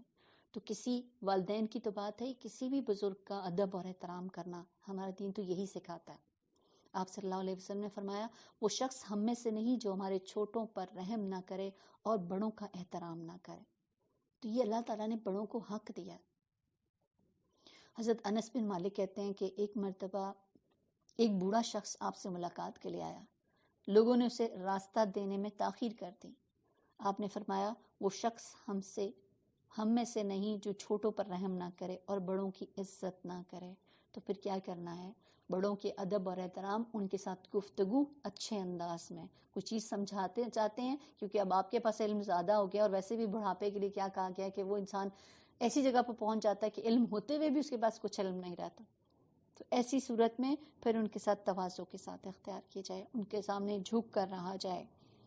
جب فتح مکہ کے موقع پر نا حضرت ابو بکر صدیق رضی اللہ تعالیٰ عنہ اپنے والد ابو قحافہ کو اٹھا کر لائے تھے کہ وہ بہت بوڑھے ہو چکے تھے، تو نبی پاک صلی اللہ علیہ وسلم نے فرمایا، ابو بکر آپ نے ایسا کیوں کیا؟ یہ بزرگ ہیں، ہم خود ان کے گھر میں چلے جاتے ہیں اور وہاں پر یہ پھر اسلام قبول کر لیتے ہیں، تو آپ تو ایسے عزت اور احترام کیا کرتے تھے۔ اب ابراہیم علیہ السلام تو اتنے ادب کے ساتھ اور بہت سمجھداری کے ساتھ چیزوں کو سمجھا رہے ہیں۔ والد نے کیا کہتے ہیں، ابراہیم کیا تو میرے معبودوں سے پھر گیا ہے؟ اگر تو باز نہ آیا تو میں تجھے سنسار کر دوں گا، بس تو ہمیشہ کے لیے مجھ سے الگ ہو جا۔ اکثر اولادوں کو یہ شکوہ ہوتا ہے نا کہ ماں باپ ایسے آگے سے ہمارے اوپر ریئیکٹ کرتے ہیں، سختی کرتے ہیں، بعض اوقات زبان کا غلط استعمال کرتے ہیں، تو یہاں پھر بھی کوئی حجت نہیں رہتی کہ آپ کہیں کہ انہوں نے اگر غلط کیا تو اب ہم بھی ان کے لیول پر آ جائیں۔ یہاں بہت محتاط ہونے کی ضرورت ہے۔ ابراہیم علیہ السلام نے کہا سلام ہے آپ کو، میں اپنے رب سے دعا کروں گا آپ کو معاف کر دے۔ بادب اولاد ایسی ہوتی ہے، میرا رب مجھ پر بڑا ہی مہربان ہے، میں آپ لوگوں کو بھی چھوڑتا ہوں اور ان ہستیوں کو بھی جنہیں آپ لوگ خدا کو چھوڑ کر پکارا کرتے ہیں، میں تو اپنے رب ہی کو پکاروں گا، امید ہے کہ میں اپنے رب کو پکار کر نامراد نہ ہوں گا، مایوسی نہیں۔ اللہ کے بندے اللہ کی رحمت سے کبھی مایوس نہیں ہوتے۔ پھر بس جب وہ ان لوگوں سے اور ان کے معبودان غیر اللہ سے جدا ہو گیا تو ہم نے اس کو اسحاق اور یعقوب جیسی اولاد دی اور ہر ایک کو نبی بنایا اور ان کو اپنی رحمت سے نوازا اور ان کو سچی ناموری کی عطا کی۔ ابراہیم علیہ السلام اپنے خاندان کو چھوڑ کے نکل رہے ہیں، اپنے والد کو چھوڑا اور وہاں سے نکلتے ہیں، اور اللہ تعالیٰ اس کا بدل کیا دیتے ہیں کہ ایسی اولاد جو آنے والے وقت کے نبی بھی بن جاتے ہیں۔ تو اللہ تعالیٰ کس طرح سے بہتر چیز بدل میں عطا کرتا ہے، وہ چیز آپ چھوڑ دیتے ہیں جس کو اللہ نے اللہ کی خاطر آپ ایسی چیز کو چھوڑ رہے ہیں، تو اللہ تعالیٰ کیسا بہترین بدل دیتا ہے، اس کی بہترین مثال ہے۔ ذکر کرو اس کتاب میں موسیٰ کا، وَاذْكُرْ فِي الْكِتَابِ مُوسَىٰ إِنَّهُ كَانَ مُخْلَصًا وَكَانَ رَسُولًا نَبِيًّا۔ ذکر کرو اس کتاب میں موسیٰ کا، وہ ایک چیدہ شخص، چنا ہوا شخص، مخلص شخص اور رسول نبی تھا۔ وَنَادَيْنَاهُ مِنْ جَانِبِ الطُّورِ الْأَيْمَنِ وَقَرَّبْنَاهُ نَجِيًّا۔ ہم نے اس کو طور کی دائیں جانب سے پکارا اور راز کی گفتگو سے اس کو تقرب حاصل عطا کر دیا، اس کو اپنے قریب کر لیا۔ قریب کرنا کہ اللہ تعالیٰ کسی انسان کو اپنے قریب کب کرتا ہے؟ جب وہ اس کے پسند کے کام کرتا ہے۔ اور یہ جو سرگوشی ہوتی ہے نا، مناجات، یہ بھی تب ہوتی ہیں جب آپ قریب ہوتے ہیں۔ اس آیت کے بارے میں مجاہد کہتے ہیں 7ویں آسمان عرش کے درمیان 70,000 پردے ہیں، یعنی 7ویں آسمان اور عرش کے درمیان میں 70,000 کرٹن، اور اللہ تعالیٰ موسیٰ علیہ السلام کو قریب کرتے رہے کرتے رہے کرتے رہے یہاں تک کہ دونوں کے درمیان ایک پردہ رہ گیا۔ تو جب اس جگہ کو دیکھا اور موسیٰ علیہ السلام نے لوح محفوظ پر لکھنے والے فرشتوں کی کلموں کی آوازیں سنی تو کہا اے رب میں تجھ کو دیکھنا چاہتا ہوں۔ فرمایا تم مجھے نہیں دیکھ سکو گے۔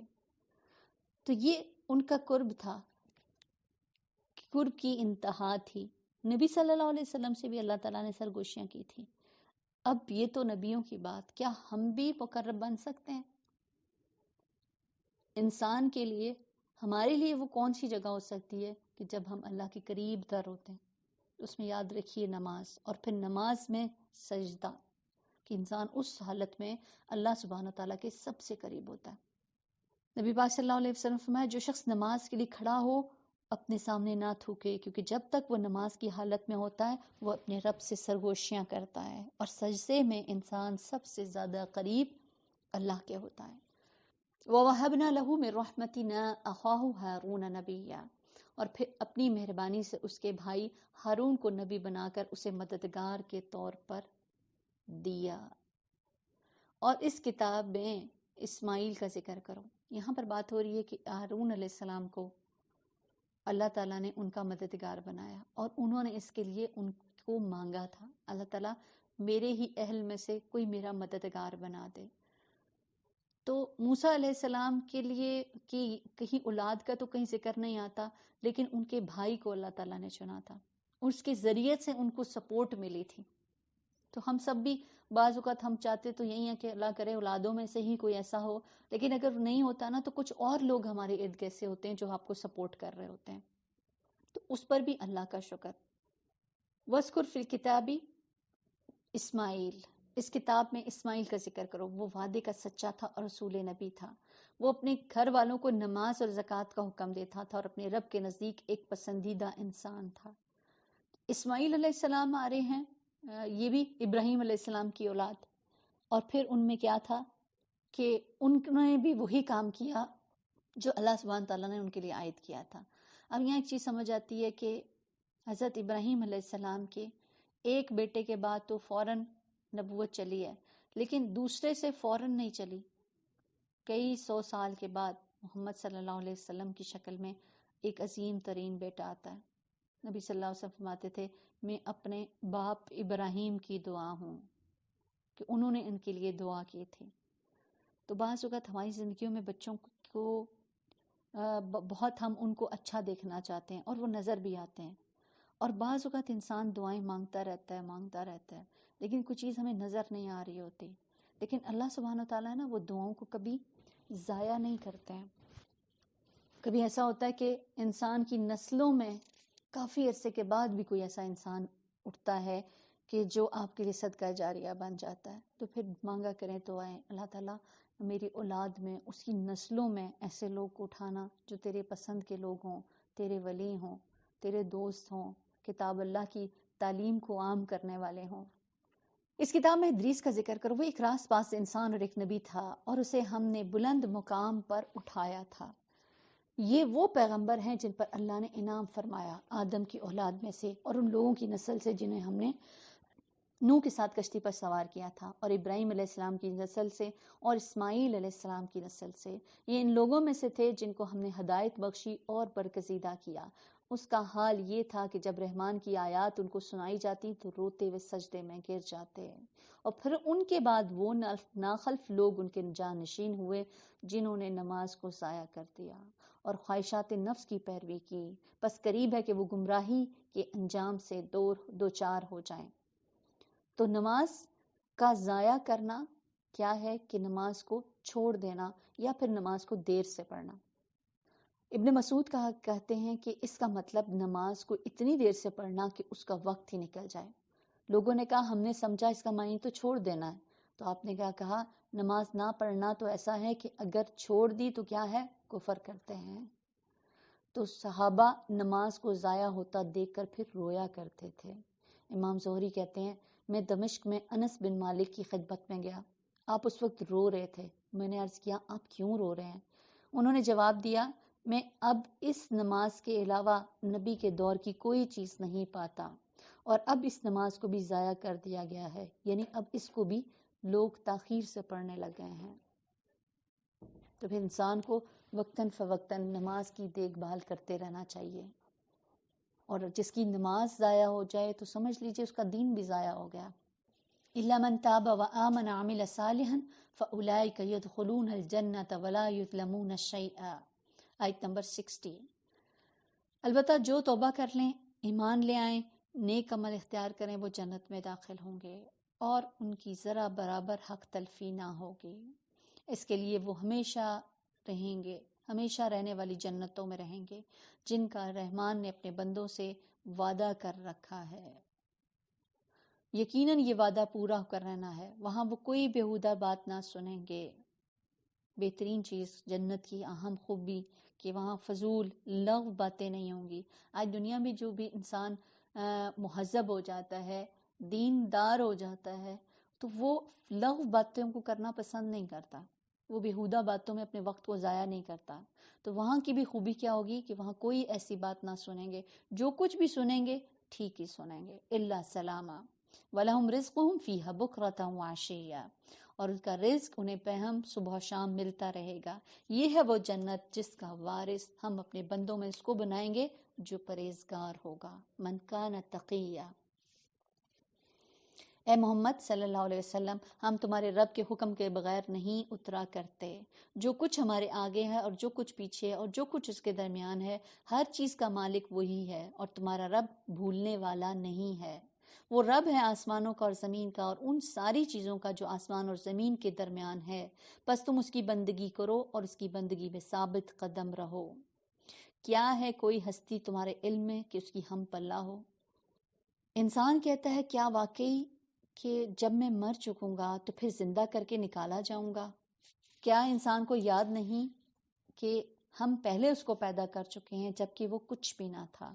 تیرے رب کی قسم ہم ضرور ان سب کو اور ان کے ساتھ شیاطین کو بھی گھیر لائیں گے، پھر جہنم کے گرد لا کر انہیں گھٹنوں کے بل گرا دیں گے، پھر ہر گروہ میں سے ہر اس شخص کو چھانٹ لیں گے جو رحمان کے مقابلے میں زیادہ سرکش بنا ہوا تھا۔ پھر یہ ہم جانتے ہیں کہ ان میں سے کون سب سے بڑھ کر جہنم میں جھونکے جانے کا مستحق ہے۔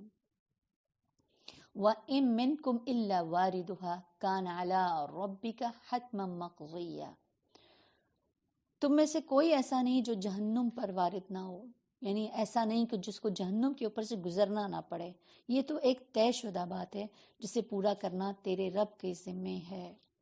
اب ہر ایک کو جہنم کے اوپر سے گزرنا ہے، کیونکہ جنت کا جو راستہ ہے نا وہ جہنم کے اوپر سے ہے، ہر ایک کو اس کے اوپر سے گزرنا ہوگا۔ نبی پاک صلی اللہ علیہ وسلم کی حدیث سے پتہ چلتا ہے کہ قیامت کے دن پلسرات نصب کیا جائے گا جو اسرے کی دھار کی طرح ہوگا۔ فرشتے پوچھیں گے اے اللہ یہ تو نے کس کو عبور کروانے کے لیے بنایا ہے؟ تو اللہ فرمائے گا اپنی مخلوق میں سے جس کو چاہوں گا، وہ کہیں گے تو پاک ہے تو ہم تیری عبادت ویسی نہ کر سکے جس کا تیرا حق تھا۔ ابو سعید خدری کہتے ہیں مجھ تک یہ حدیث پہنچی کہ پلسرات بال سے باریک اور تلوار سے تیز ہوگا اور اس کی دونوں طرف لوہے کی کنڈیاں ہوں گی۔ تو وہ حالت کہ جب سب کو اس پلسرات سے گزرنا ہے تو پھر وہاں سے بچے گا کون؟ ہم ان لوگوں کو بچا لیں گے جو دنیا میں متقی تھے اور ظالموں کو اسی میں گرا ہوا چھوڑ دیں گے۔ یہ جگہ اس قدر سخت ہے کہ جس کے بارے میں صحابہ روتے ہوتے تھے کہ اس پلسرات پر کہ جو جہنم کے اوپر ہے، ہر ایک انسان کو اپنے اعمال کے مطابق وہاں سے نکلیں گے۔ یعنی وہاں کچھ لوگ دوڑتے ہوئے گزر جائیں گے، کچھ چلتے ہوئے، کچھ گھسیٹتے ہوئے، کچھ رینگتے ہوئے، کچھ ہانپتے ہوئے، اور کچھ وہیں سے نیچے گر جائیں گے اور پھر وہاں سے نکالے جائیں گے۔ اور پلسرات سے گزرنے کی جو رفتار ہے نا وہ اعمال کے مطابق ہوگی، گویا وہاں پر اعمال کام آئیں گے۔ حضرت عائشہ نے نبی پاک صلی اللہ علیہ وسلم سے پوچھا تھا نا کہ جب ہم وہاں پر ہوں گے تو کیا آپ ہمیں یاد رکھیں گے؟ تو آپ صلی اللہ علیہ وسلم فرمایا 3 جگہیں ایسی ہیں جہاں میں تمہیں یاد نہ رکھوں گا، اور ان میں سے ایک مقام یہی ہے جو پلسرات سے گزرنے کا ہے۔ عبداللہ بن رواح کے بارے میں آتا ہے کہ ایک دفعہ اپنی بیوی کے ساتھ تھے اور رو پڑے، ان کو دیکھ کر ان کی بیوی نے بھی رونا شروع کر دیا۔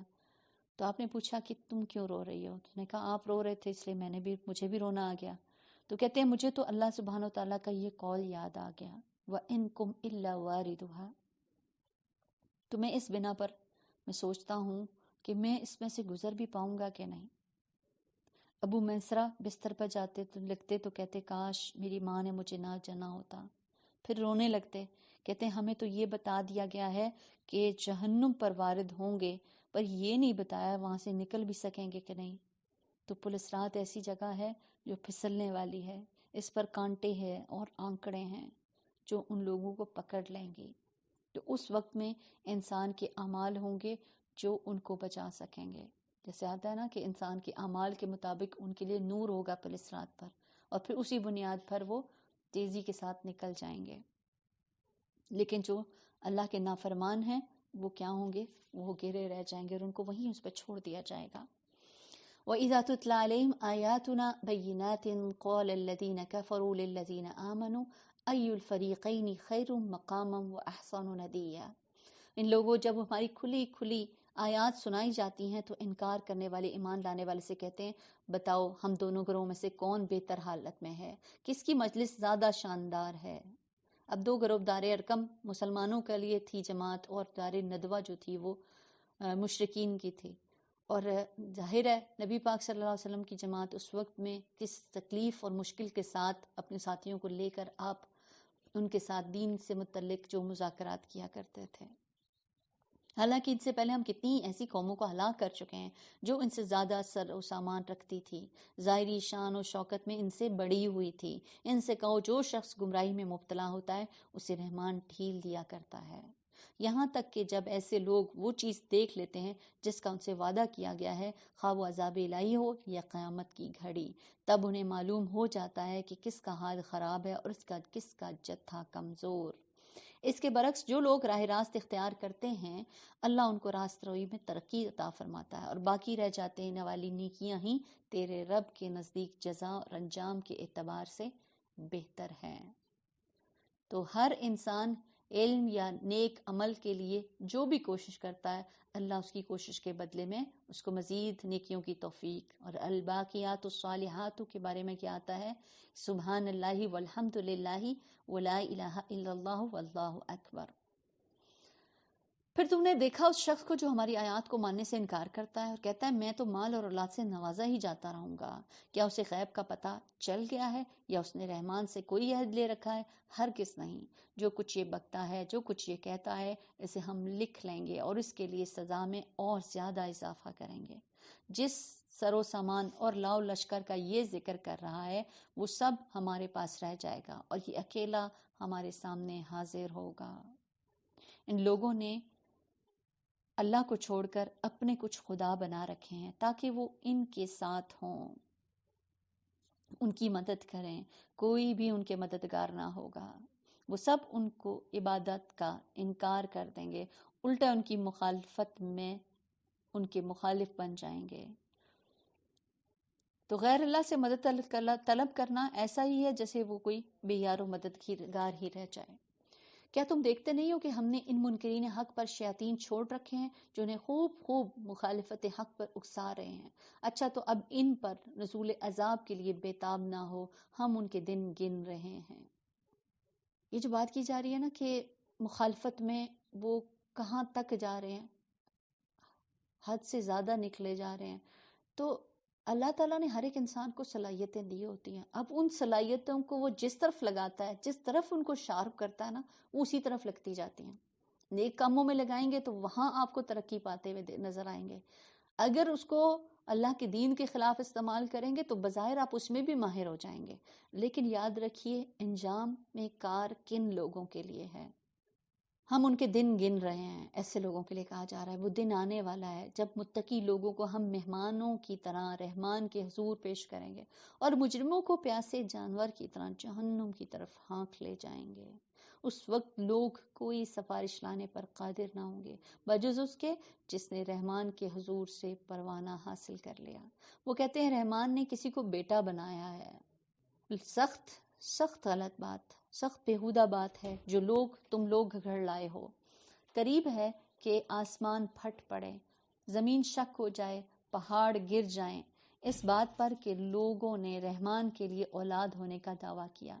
کہہ رہا ہے کیا رحمان کی یہ شان نہیں ہے کہ وہ کسی کو بیٹا بنائے؟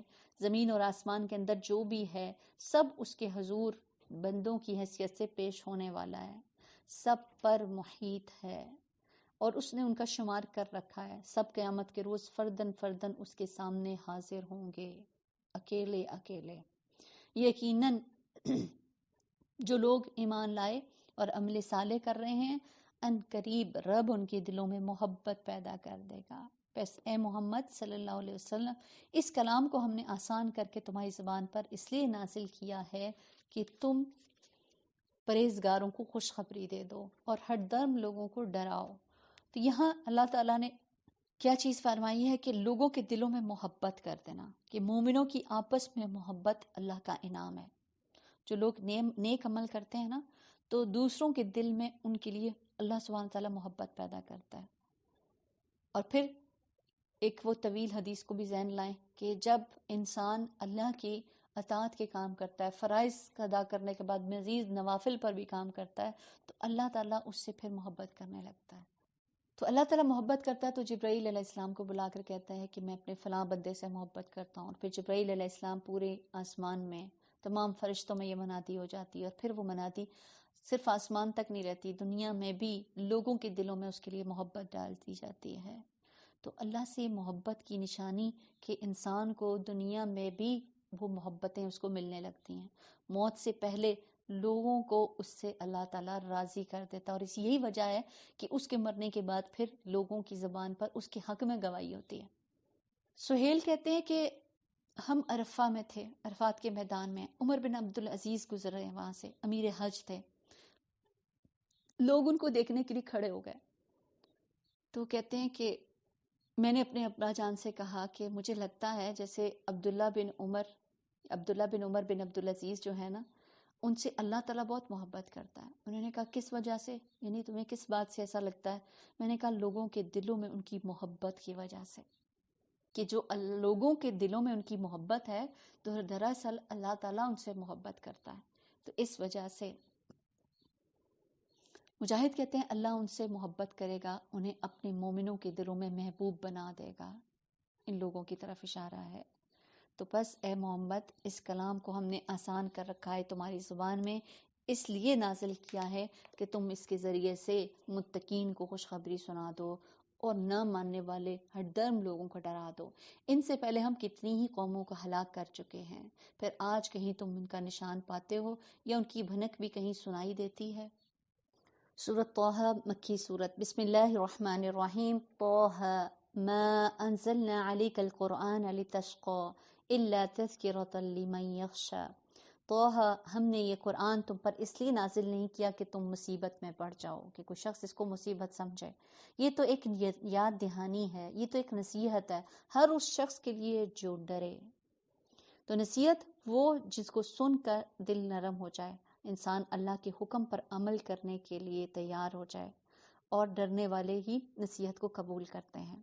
نازل کیا گیا ہے اس ذات کی طرف سے جس نے پیدا کیا ہے زمین کو اور بلند آسمانوں کو۔ رحمان کائنات کے تخت سلطنت پر جلوہ فرما ہے، مالک ہے ان سب چیزوں کا جو آسمانوں اور زمین میں ہیں، جو زمین و آسمان کے درمیان ہیں اور جو مٹی کے نیچے ہیں۔ تم چاہو تو اپنی بات پکار کر کہو، وہ تو چپکے سے کہی ہوئی بات بلکہ اس سے مخفی تر بات بھی جانتا ہے۔ وہ اللہ ہے، اس کے سوا کوئی خدا نہیں۔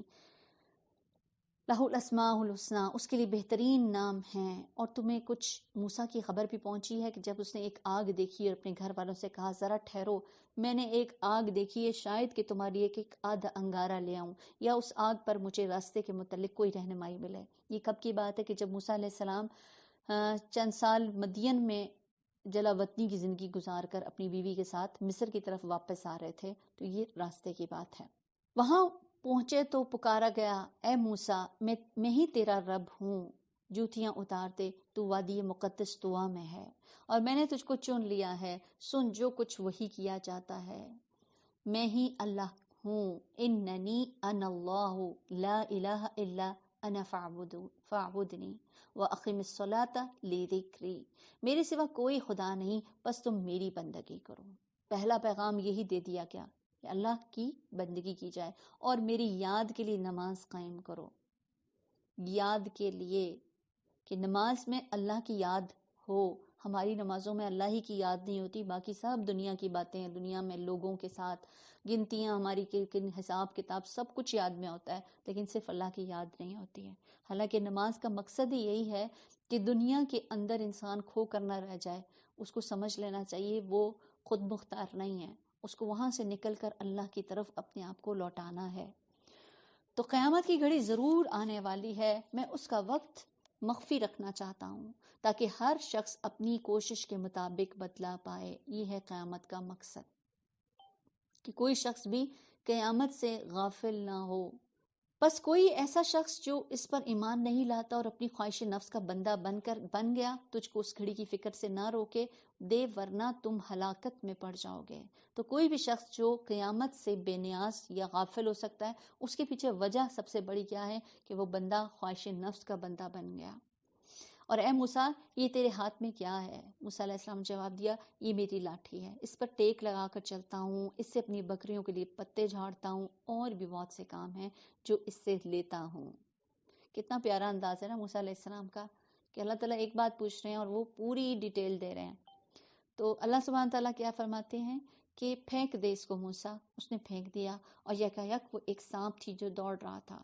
فرمایا پکڑ لو اس کو اور ڈرو نہیں، ہم اسے پھر ویسا ہی کر دیں گے جیسی یہ تھی، اور ذرا اپنا ہاتھ اپنے بغل میں دباؤ، چمکتا ہوا نکلے گا بغیر کسی تکلیف کے۔ یہ دوسری نشانی ہے، اس لیے کہ ہم تمہیں اپنی بڑی نشانیاں دکھانے والے ہیں۔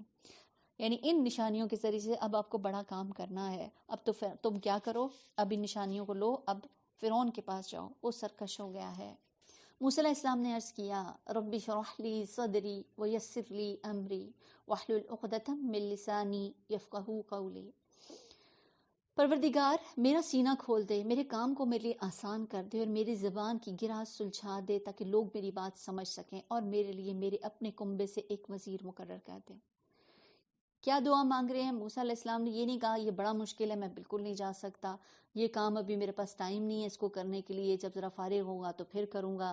تو پھر کیا کہہ رہے ہیں کہ یہ نہیں کہتے یہ کام مشکل ہے میں نہیں کر سکتا، کیا کہتے ہیں اللہ تعالیٰ اس کام کو کرنے کے لیے مجھے جس چیز کی ضرورت ہے وہ کیا ہے، اللہ میرے اس کام کے لیے میرے سینے کو کھول دے۔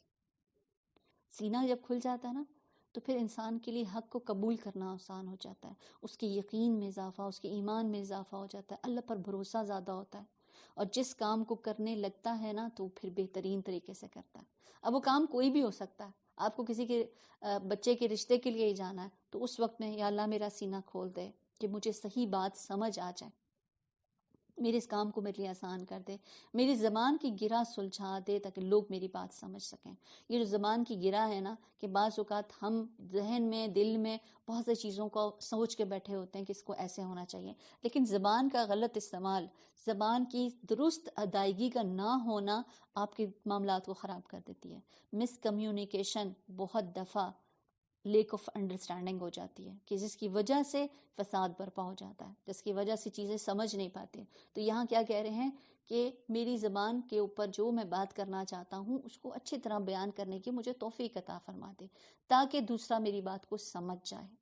اور پھر اس کے ساتھ ہی کیا چیز مانگ رہے ہیں؟ مددگار اپنے بھائی کو، میرے اپنے کنبے سے ایک وزیر مقرر کر، ہارون جو میرا بھائی ہے اس کے ذریعے میرا ہاتھ مضبوط کر، اس کو میرے کام میں شریک کر دے۔ یہ شرح صدر کی ایک علامت کہ آپ اپنی طرف آنے والی خیر کو دوسروں میں بھی بانٹنا چاہتے ہیں، دوسروں کو بھی بانٹتے ہیں تاکہ ہم خوب تیری پاکی بیان کریں۔ ہم یہ اپنی ذمہ داری تو دونوں مل کر پوری کریں گے، اس کے ساتھ اللہ تعالیٰ تیری پاکی بھی بیان کریں گے اور خوب تیرا چرچا کریں گے۔ تو ہمیشہ ہمارے حال پر نگران رہا ہے۔ تو اپنے بھائی کی کو انہوں نے جو انتخاب کیا تھا نا، وہ کسی خونی رشتے کی بنیاد پر نہیں تھا بلکہ قابلیت کی بنا پر سلیکشن ہوئی تھی کہ وہ واقعی اس قابل تھے کہ وہ ان کا ساتھ دے سکتے تھے۔ اور کسی کام میں کسی بہترین ساتھ کا ہونا یہ بہت بڑی خیر ہے۔ آپ صلی اللہ علیہ وسلم فرمایا جو شخص کسی کام کا ذمہ دار ہو پھر اللہ اس کی بھلائی چاہے تو اس کو نیک وزیر عطا فرمائے گا، اور اگر وہ کوئی بات بھول جائے تو وہ اس کو یاد کروائے گا، اگر وہ یاد رکھے تو اس کی مدد کرے گا۔ سنن نسائی کی یہ حدیث ہے۔ تو اللہ تعالیٰ ہمیں بہترین مددگار عطا فرمائے ہمارے اس کام میں۔ فرمایا دیا گیا جو تو نے مانگا اے موسیٰ، ہم نے پھر ایک مرتبہ تجھ پر احسان کیا، یاد کرو وہ وقت جب کہ ہم نے تمہاری ماں کو اشارہ کیا، ایسا اشارہ جو وحی کے ذریعے سے ہی کیا جاتا ہے کہ اس بچے کو صندوق میں رکھ دو اور صندوق کو دریا میں چھوڑ دو، دریا اسے ساحل پر پھینک دے گا اور اسے میرا دشمن اور اس بچے کا دشمن اس کو اٹھا لے گا۔ میں نے پھر اپنی طرف سے تجھ پر محبت طاری کر دی، یعنی اللہ کی طرف سے محبت کا کسی کے لیے ہونا یہ بھی اللہ کا رزق ہوتا ہے کہ لوگوں کے دلوں میں اس کی محبت ڈال دی جاتی ہے اور پھر اس کا کام آسان ہو جاتا ہے۔ تو یہاں اللہ تعالیٰ نے ان کے دشمن کے اندر بھی ان کی محبت کو پیدا کر دیا اور ایسا انتظام کیا کہ تم میری نگرانی میں پالا جائے۔ یاد کرو جب کہ تمہاری بہن چل رہی تھی اور پھر جا کر کہتی ہے میں تمہیں اس کا پتہ بتاؤں جو اس بچے کی پرورش اچھی طرح سے کرے۔ موسیٰ علیہ السلام کی والدہ نے ان کو ٹوکری میں ڈال کر سمندر میں چھوڑ دیا، اور پھر وہ جو فرعون کے مقرر کیے ہوئے لوگ تھے نا، ان کے تھرو سے آپ کے پاس یہ بچہ پہنچ جاتا ہے۔ اور یہاں کہا نا کہ اس کی دشمن کے دل میں بھی اس کے لیے محبت ڈال دی تھی کہ آپ کے چہرے کو دیکھ کر اس کو بھی ایک انسیت محسوس ہوئی۔ اب وہ بچہ جب دربار میں پہنچ جاتا ہے اور وہاں پر وہ بچہ رو رہا ہے اور اب کوئی دودھ پلانے والا نہیں ہے اور کسی ماں کو کسی بھی عورت کے دودھ کو وہ لینے کو تیار نہیں ہے، تو اس صورت میں پھر وہ بچی جو ان کی بہن کو نگرانی کے طور پر پیچھے جاتی ہے، اس کی والدہ بھیجتی ہے کہ آپ خبر لو کہ دیکھو کہ بچے کے ساتھ کیا ہوتا ہے۔ تو وہ بچی پھر کیا کہتی ہے، میں تمہیں اس کا پتہ دوں جو اس بچے کی پرورش اچھی طرح کرے، اس طرح ہم نے تجھے پھر تیری ماں کے پاس بھیج دیا تاکہ اس کی آنکھ ٹھنڈی رہے اور وہ رنجیدہ نہ ہو۔ اور یہ بھی یاد کرو کہ تم نے ایک شخص کو قتل کیا تھا، ہم نے تمہیں اس پندے سے نکالا اور تمہیں مختلف آزمائشوں سے گزارا اور تم مدین کے لوگوں میں کئی سال ٹھہرے رہے، پھر اب ٹھیک اپنے وقت پر تو آ گیا اے موسیٰ، وَاصْطَنَعْتُكَ لِنَفْسِي، میں نے تجھ کو اپنے کام کا بنا لیا۔ اب موسیٰ علیہ السلام یا اکثر پیغمبروں کے اوپر جو وحی نبوت آتی ہے نا، وہ 40 سال کی عمر میں، اور اس سے پہلے ان کو ہر طرح سے آزما کر ان کو کام کا بندہ، ان کو مشقتوں میں ڈال کر کام کا بندہ بنایا جاتا ہے۔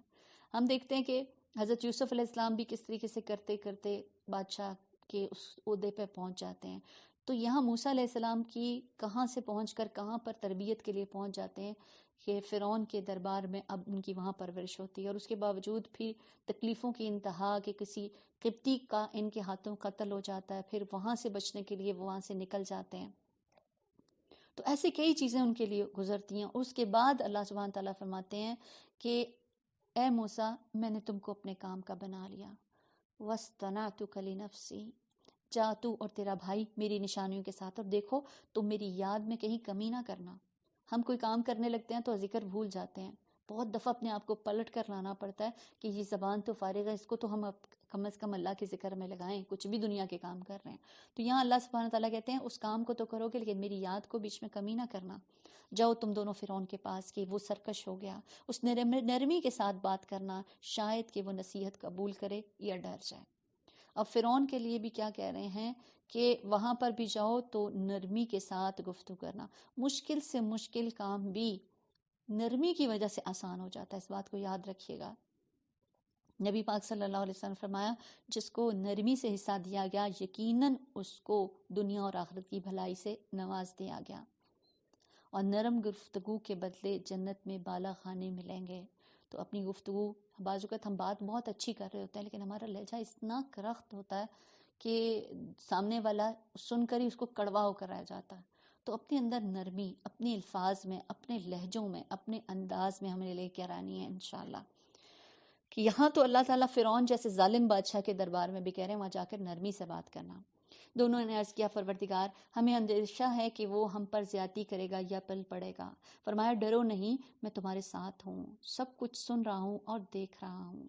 تو یہ تسلی ہر داعی دین والے کے لیے کہ اس کو کسی چیز سے بھی ڈرے بغیر اس بات پہ یقین رکھنا چاہیے کہ اللہ سبحانہ و تعالیٰ اس کے ساتھ ہے. جاؤ اس کے پاس اور کہو ہم تیرے رب کے بھیجے ہوئے ہیں، بنی اسرائیل کو ہمارے ساتھ جانے کے لیے چھوڑ دو اور اس کو تکلیف نہ دو. ہم تمہارے پاس تمہارے رب کی نشانی لے کر آئیں اور سلامتی ہے اس کے لیے جو رائے راست کی پیروی کریں. ہم کو وہی سے بتایا گیا ہے کہ عذاب ہے ان کے لیے جو جھٹلائے اور منہ موڑے. قال فمن ربکما یا موسیٰ، آیت نمبر 49 سورۃ طٰہٰ. فرعون نے کہا اچھا تو پھر تم دونوں کا رب کون ہے موسیٰ؟ موسیٰ نے جواب دیا ہمارا رب وہ ہے جس نے ہر چیز کو اس کی ساخت بخشی، پھر اس کو راستہ بتایا. فرعون بولا اور پہلی جو نسلیں گزر چکی ہیں ان کا پھر کیا حالت تھی؟ موسیٰ نے کہا اس کا علم میرے رب کے پاس ہے اور وہ ایک نوشتے میں محفوظ ہے. میرا رب نہ چوکتا ہے نہ بھولتا ہے. وہی جس نے تمہارے لیے زمین کا فرش بچھایا، اس میں تمہارے لیے چلنے کو راستہ بنایا اور اوپر سے پانی برسایا، پھر اس کے ذریعے سے مختلف اقسام کی پیداوار نکالی. کھاؤ اور اپنے جانوروں کو بھی چراؤ، یقیناً اس میں بہت سی نشانیاں ہیں عقل رکھنے والوں کے لیے. اسی زمین سے ہم نے تم کو پیدا کیا، اسی میں ہم تمہیں واپس لے جائیں گے اور اسی سے تم کو دوبارہ نکالا جائے گا. موسیٰ علیہ السلام نے پوری ڈیٹیل دے دی. ہم نے فرعون کو اپنی سبھی نشانیاں دکھائیں مگر وہ جھٹلائے چلا گیا اور نہ مانا. کہنے لگا اے موسیٰ کیا تو ہمارے پاس اس لیے آیا ہے کہ اپنے جادو کے زور سے ہم کو ہمارے ملک سے نکال باہر کرے؟ اچھا ہم بھی تیرے مقابلے میں ویسا ہی جادو لاتے ہیں، طے کر لے کب اور کہاں مقابلہ کرنا ہے. نہ ہم اس قرارداد سے پھریں گے اور نہ تم پھرنا. کھلے میدان میں سامنے آ جاؤ. موسیٰ نے کہا جشن کا دن طے ہوا اور دن چڑھے لوگ جمع ہوں. فرعون پلٹ کر اپنے سارے کنڈے جمع کیے اور مقابلے پہ آ گیا. موسیٰ علیہ السلام نے عین موقع پر گروہ مقابل کو مخاطب کر کے کہا شامت کے مارو نہ جھوٹی تہمتیں باندھو اللہ پر، ورنہ وہ ایک سخت عذاب سے تمہیں ستیاناش کر دے گا. جھوٹ جس نے بھی گھڑا وہ نامراد ہوا. یعنی موسیٰ علیہ السلام نے یہاں پر بھی اس کو سمجھانے کی، تمام لوگوں کو سمجھانے کی کوشش کی. یہ اس کو ان کے درمیان اختلاف رائے ہو گیا. یہ سن کر ان کے درمیان اختلاف رائے ہو گیا اور وہ چپ کے باہم مشورے کرنے لگے. آخر کار کچھ لوگوں نے کہا یہ دونوں تو محض جادوگر ہیں، ان کا مقصد یہ کہ اپنے جادو کے زور سے تم کو تمہاری زمین سے بے دخل کر دیں اور تمہاری مثالی طریقے زندگی کو خاتمہ کریں. اپنی ساری تدبیریں آج اکٹھی کر لو اور ایکا کر کے میدان میں آؤ. بس یہ سمجھ لو کہ آج جو غالب رہا وہی جیت گیا. جادوگر بولا موسیٰ تم پھینکتے ہو یا پہلے ہم پھینکیں؟ موسیٰ علیہ السلام نے کہا نہیں تم ہی پھینکو. یک ان کی رسیاں اور ان کی لاٹھیاں ان کے جادو کے زور سے موسیٰ کو دوڑتی ہوئی محسوس ہوئیں اور موسیٰ نے اپنے دل میں ڈر محسوس کیا. فَأَوْجَسَ فِي نَفْسِهِ خِیفَةً موسیٰ. اب یہ ڈر کیسا تھا؟ طبعی ڈر، ورنہ اللہ کے وعدوں پر تو ان کو بھی پکا یقین تھا. ہم نے کہا مت ڈرو، تم ہی غالب رہو گے. پھینکو جو کچھ تمہارے ہاتھ میں ہے. ابھی اس کی ساری بناوٹی چیزوں کو نکلے جاتا ہے. یہ جو کچھ بنا کر لائے ہیں یہ تو جادو کا فریب ہے اور جادوگر کبھی فلاح نہیں پاتے. ولا یفلح الساحر حیث اتی. یہ جو کچھ بنا کر لائے ہیں یہ جادو کا فریب ہے، اور جادوگر کبھی فلاح نہیں پاتے خواہ کسی شان سے وہ آئے. تو جادو کے توڑ کے لیے بھی یہ بھی بہترین آیت ہے. آخر کو یہی ہوا، سارے جادوگر سجدے میں گرا دیے اور پکار اٹھے. مان لیا ہم نے موسیٰ اور ہارون کے رب کو. فرعون نے کہا تم ایمان لائے قبل اس کے کہ میں تمہیں اس کی اجازت دیتا؟ معلوم ہوا کہ یہ تمہارا گروہ ہے جس نے تمہیں جادوگری سکھائی تھی. اصل میں تو تم لوگ آپس میں ملے ہوئے تھے. اچھا، میں تو تمہارے ہاتھ پاؤں مخالف سمتوں سے کٹواتا ہوں اور کھجور کے تنوں پر تم کو سولی دیتا ہوں. پھر تمہیں پتہ چل جائے گا کہ ہم دونوں میں سے کس کا عذاب زیادہ سخت اور دیر پا ہے. یعنی میں تمہیں زیادہ سخت سزا دے سکتا ہوں اے موسیٰ. جادوگر نے جواب دیا قسم ہے اس ذات کی جس نے ہمیں پیدا کیے، یہ ہرگز نہیں ہو سکتا کہ ہم نشانیاں سامنے آ جانے کے بعد بھی صداقت پر تجھے ترجیح دیں. تو جو کچھ کرنا چاہے کر لے، تو زیادہ سے زیادہ بس اس دنیا کی زندگی کا فیصلہ کر سکتا ہے. تو ایمان والے ایسے دوسروں کی دھمکیوں کی کوئی پرواہ نہیں کرتے. کیوں؟ کیونکہ ان کو رب پر بھروسہ ہوتا ہے کہ نفع اور نقصان کا مالک سراسر اللہ کی ذات ہوتی ہے. ہم تو اپنے رب پر ایمان لے آئے تاکہ وہ ہماری خطائیں معاف کر دے اور اس جادوگری سے جس پر تو نے مجھے مجبور کیا تھا درگزر فرمائے. اللہ ہی اچھا ہے اور وہ باقی رہنے والا ہے. حقیقت یہ ہے کہ جو مجرم بن کر اپنے رب کے حضور حاضر ہوگا اس کے لیے جہنم ہے جس میں وہ نہ جیے گا نہ مرے گا، اور جو اس کے حضور مومن کی حیثیت سے حاضر ہوگا جس نے نیک عمل کیے ہوں گے، ایسے لوگوں کے لیے بلند درجے ہیں جہاں سدا بہار باغ جن کے نیچے نہریں بہہ رہی ہوں گی، ان میں وہ ہمیشہ رہیں گے. یہ جزا ہے اس شخص کی جو پاکیزگی اختیار کرے. تو جو اپنے گناہوں کو ساتھ ساتھ صاف کرتا رہے تو کیا ہے ان کے لیے خوشخبریاں. سارے بنی آدم خطا کار ہیں، اور بہترین خطا کار کون ہے؟ جو توبہ کرنے والا ہے. اور ویسے بھی کیا ہے کہ گناہ سے توبہ کرنے والا ایسے ہی ہو جاتا ہے جیسے اس نے کبھی گناہ کیا ہی نہیں. وَلَقَدْ أَوْحَيْنَا إِلَى مُوسَىٰ أَنْ أَسْرِ بِعِبَادِي فَاضْرِبْ لَهُمْ طَرِيقًا فِي الْبَحْرِ يَبَسًا لَا تَخَافُ دَرَكًا وَلَا تَشْقَىٰ. آیت نمبر 77 سورۃ طٰہٰ. ہم نے موسیٰ پر وحی کی کہ اب راتوں رات میرے بندوں کو لے کر چل پڑو اور ان کے ساتھ ان کے لیے سمندر میں سوکھی سڑک بنا لو. تجھے کسی کے تعقب کا ذرا خوف نہ ہو اور نہ ہی سمندر کے بیچ سے گزرتے ہوئے ڈر لگے. کہ ایمان والوں کو اللہ پر بھروسہ ہونا چاہیے. پیچھے سے فرعون اپنے لشکر کو لے کر پہنچا اور پھر سمندر ان پر چھا گیا جیسا کہ چھا جانے کا حق تھا. فرعون نے اپنی قوم کو گمراہ کیا تھا، کوئی صحیح رہنمائی نہیں کی تھی. تو فرعون گمراہ خود بھی ہوا اور اپنے ساتھ اور لوگوں کو بھی اس نے ڈبو دیا. اس کا انجام اچھا نہیں ہوا. اب بظاہر دیکھتے ہیں تو فرعون نے ملک کو بہت ترقی دی تھی، دنیاوی اعتبار سے کامیاب بادشاہ تھا، لیکن انجام کے اعتبار سے اس کا انجام کے اعتبار سے وہ بہت برا اس کے ساتھ ہوا. تو ہر وہ کام جو انجام کے اعتبار سے اچھا نہ ہوتا ہو وہ اچھا نہیں ہوتا، چاہے وہ بظاہر کتنا ہی اچھا کیوں نہ ہو. اے بنی اسرائیل، ہم نے تم کو تمہاری دشمن سے نجات دی اور طور کی دائیں جانب تمہاری حاضری کے لیے وقت مقرر کیا. تم پر من و سلوہ اتارا. کھاؤ ہمارا دیا ہوا پاک رزق اور اسے کھا کر سرکشی نہ کرو، ورنہ تم پر میرا غضب ٹوٹ پڑے گا. جس پر میرا غضب ٹوٹا اور پھر گر کر ہی رہا. البتہ جو توبہ کر لے اور ایمان لے آئے، نیک عمل کرے، پھر سیدھا راستہ پر چلتا رہے، اس کے لیے میں بہت درگزر کرنے والا ہوں.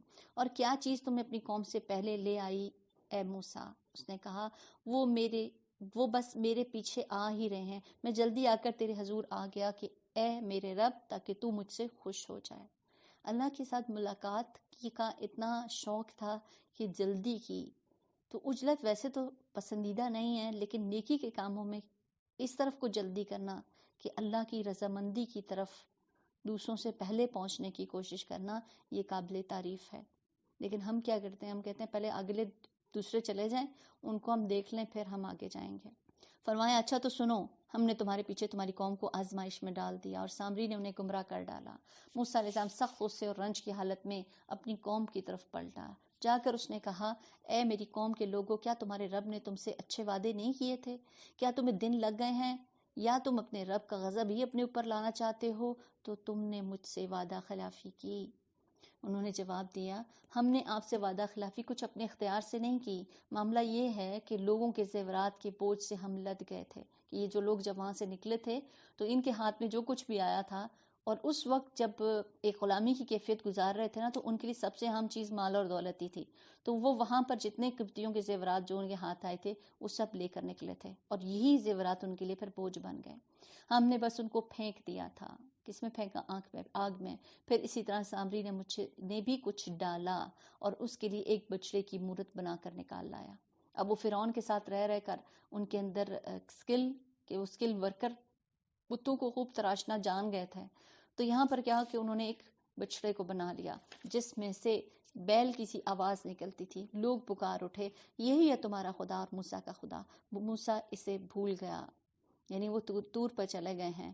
کیا وہ دیکھتے نہ تھے کہ نہ وہ اس کی بات کو جواب دیتا ہے، نہ ان کے نفع نقصان کا کچھ اختیار کرتا ہے، بس ایک آواز نکلتی تھی۔ ہارون علیہ السلام موسیٰ کے آنے سے پہلے ہی ان سے کہہ چکا تھا کہ لوگوں تم اس کی وجہ سے فتنے میں پڑ گئے ہو، تمہارا رب تو رحمان ہے، بس تم میری پیروی کرو اور میری بات مانو۔ مگر انہوں نے اس سے کہہ دیا کہ تم تو اسی کی پرستش کرتے رہو گے جب تک کہ موسیٰ واپس نہ آئے۔ اس نے کہا ہم تو اسی کی پرستش کرتے رہیں گے جب تک موسیٰ واپس نہ آ جائے۔ موسیٰ علیہ السلام قوم کو ڈانٹنے کے بعد ہارون کی طرف پلٹے، بولا ہارون تم نے جب دیکھا تھا کہ یہ گمراہ ہو رہے ہیں تو کس چیز نے تمہارا ہاتھ پکڑا تھا کہ میرے طریقے پر عمل نہ کرو؟ کیا تم نے میرے حکم کی خلاف ورزی کی ہے؟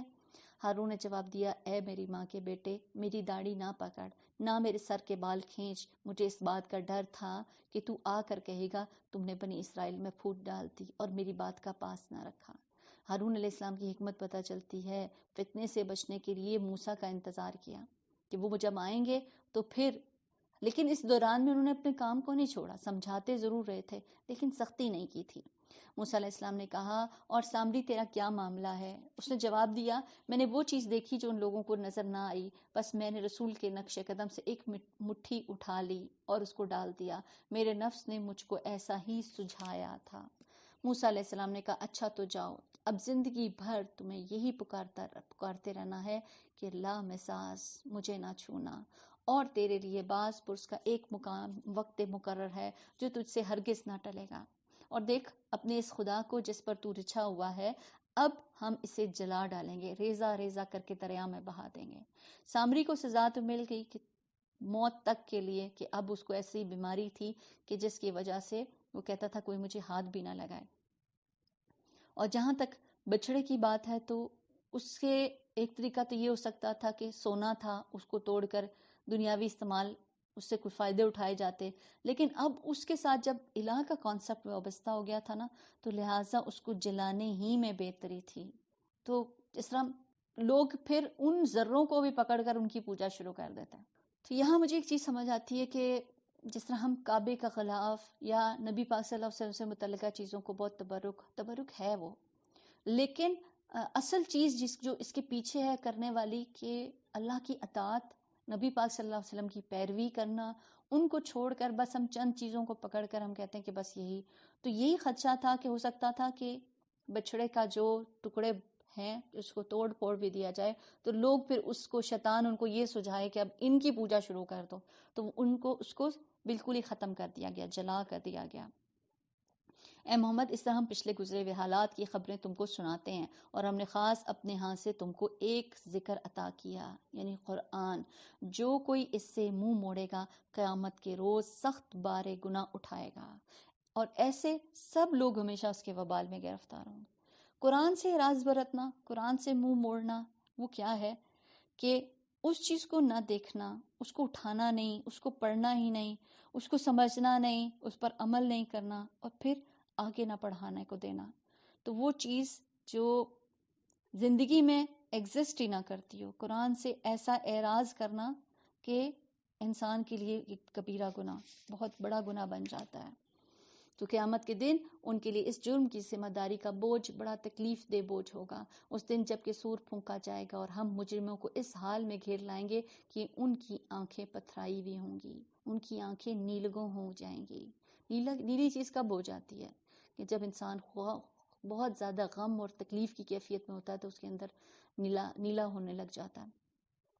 تو آپس میں چپکے چپکے کہیں گے دنیا میں مشکل ہی سے تو ہم نے کوئی 10 دن گزارے ہوں گے. ہمیں خوب معلوم ہے وہ کیا باتیں کر رہے ہوں گے. ہم یہ بھی جانتے ہیں اس وقت ان میں سے جو زیادہ سے زیادہ محتاط اندازہ لگانے والے ہوگا وہ کہے گا کہ نہیں، تمہاری دنیا کی زندگی بس ایک دن کی زندگی تھی.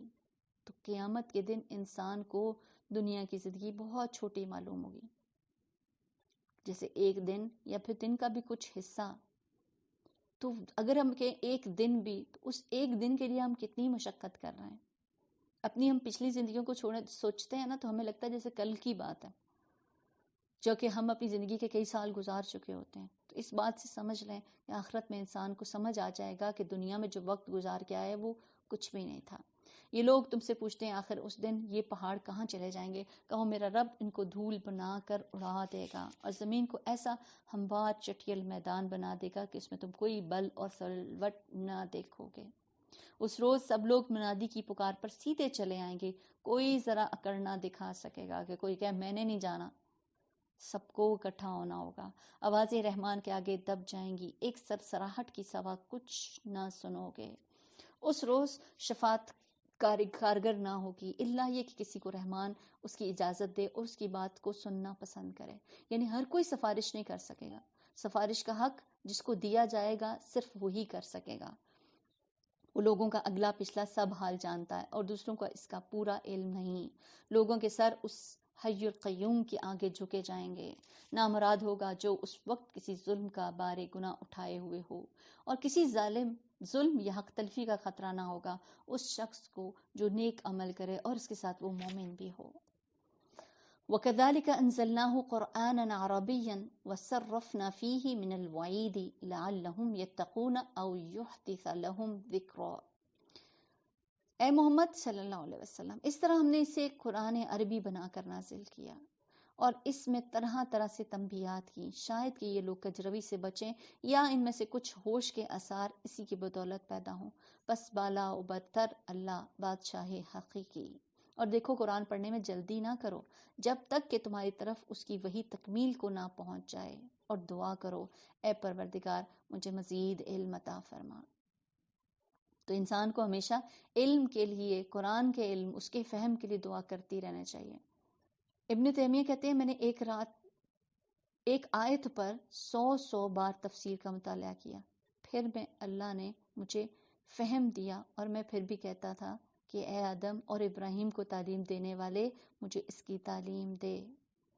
ابن مسعود جب بھی یہ دعا پڑھتے تھے اللہم زدنی علما و ایمانا و یقینا، اے اللہ میرے علم، ایمان اور یقین میں اضافہ فرما. تو اس کے اضافے کی ہمیشہ دعا کرتے رہیں اور پھر کوشش بھی کرتے رہیں. وَلَقَدْ أَعْهِدْنَا إِلَىٰ آدَمَ مِن قَبْلُ فَنَسِيَ وَلَمْ نَجِدْ لَهُ عَزْمًا. ہم نے اس سے پہلے آدم کو ایک حکم دیا تھا مگر وہ بھول گیا اور ہم نے اس میں عزم نہ پایا.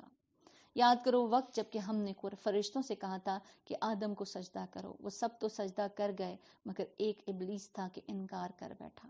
اس پر ہم نے آدم سے کہا دیکھو یہ تمہارا اور تمہاری بیوی کا دشمن ہے، ایسا نہ ہو کہ یہ تمہیں جنت سے نکلوا دے، تم مصیبت میں پڑ جاؤ.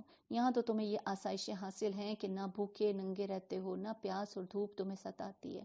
لیکن شیطان نے پھسلا دیا، کہنے لگا آدم بتاؤں تمہیں وہ درخت جس سے ابدی زندگی اور لازوال سلطنت حاصل ہو جائے. انسان کی کمزوری ہے نا کہ اس کو چاہتا ہے کہ وہ ہمیشہ زندہ رہے. تو اس نے اس طرف سے حملہ کیا. آخر کا دونوں میاں بیوی اس درخت کا پھل کھا گئے. نتیجہ یہ ہوا فوراً ہی ان کے سطر ایک دوسرے کے آگے کھل گئے اور لگے دونوں اپنے آپ کو پتوں کے جنت کے پتوں سے ڈھانکنے. آدم نے اپنے رب کی نافرمانی کی اور راہ راست سے بھٹک گیا.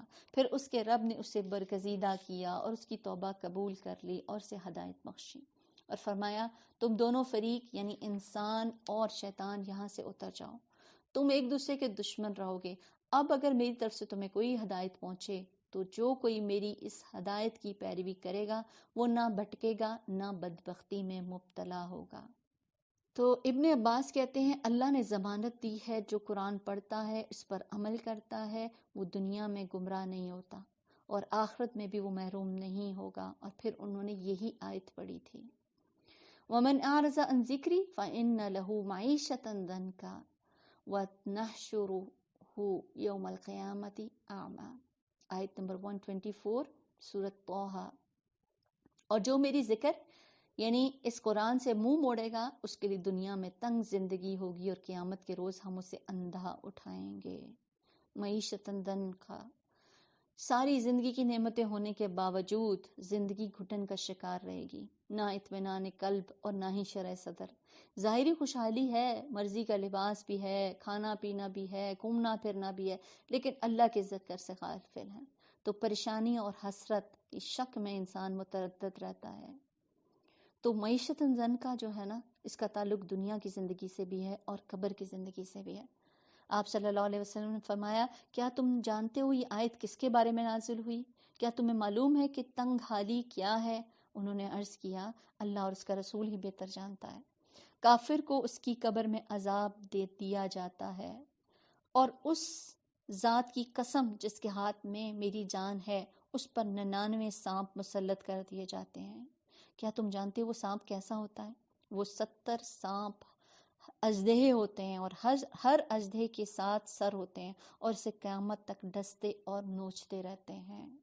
اللہ تعالیٰ ہمیں اس تنگی سے بچا لینا، دنیا کی، قبر کی، حشر کی، کہ قیامت میں جب جہنم میں ڈالے جائیں گے نا، وہاں پر بھی وہ اس طرح سے ہوں گے جیسے ایک دوسرے کے اوپر ٹھسے ہوئے ہوں. ہر آنے والا جب اس کے اندر ڈالا جائے گا تو پہلے والے اس کے خلاف بولیں گے کہ یہ بھی آ گیا، پہلے ہی ہم اتنے تنگ تھے، اتنی تکلیف اور مشکل میں تھے. تو یہ بھی وہاں پر تنگی کا ایک احساس ہوگا. اللہ تعالیٰ ہم سب کو اس سے بچا لے. قال ربی لما حشرتنی اعمی وقد کنت بصیرا. وہ کہے گا، پروردگار دنیا میں تو میں آنکھوں والا تھا، یہاں مجھے اندھا کیوں اٹھایا؟ اللہ فرمائے گا، ہاں اس طرح تو ہماری آیات کو جب کہ وہ تیرے پاس آئی تھی تو نے بھلا دیا تھا، اسی طرح آج تو بھلایا جا رہا ہے. تو یہاں بھلانے سے مراد یہ نہیں کہ کوئی صورت یاد کی اور وہ بھول گیا، بلکہ اس سے مراد یہ ہے کہ دین کو چھوڑ دیا، یعنی قرآن کو پڑھ کر سمجھ کر اللہ کی آیات کو جان کر اس سے اعراض برتا. تو پھر ہر انسان کو کیا کرنا ہے کہ جو کچھ قرآن میں سے پڑھتا ہے وہ ساری زندگی پڑھتا، سمجھتا اور عمل کرتا رہے. بالکل ایک چراغ کی طرح ہے نا یہ قرآن، کہ آپ کو سیدھے راستے پر چلنے میں ہمیشہ مدد دیتا رہتا ہے. تو پھر کیا کرنا ہے کہ انسان اگر اس کو چھوڑ دیتا ہے تو بھول جاتا ہے. تو بھولنے کا علاج کیا ہے؟ بار بار پڑھتا رہے. اس طرح ہم سے گزرنے والے اور اپنے رب کی آیات نہ ماننے والوں کو دنیا میں بدلا دیتے ہیں، اور آخرت کا عذاب زیادہ سخت اور دیر پا ہے.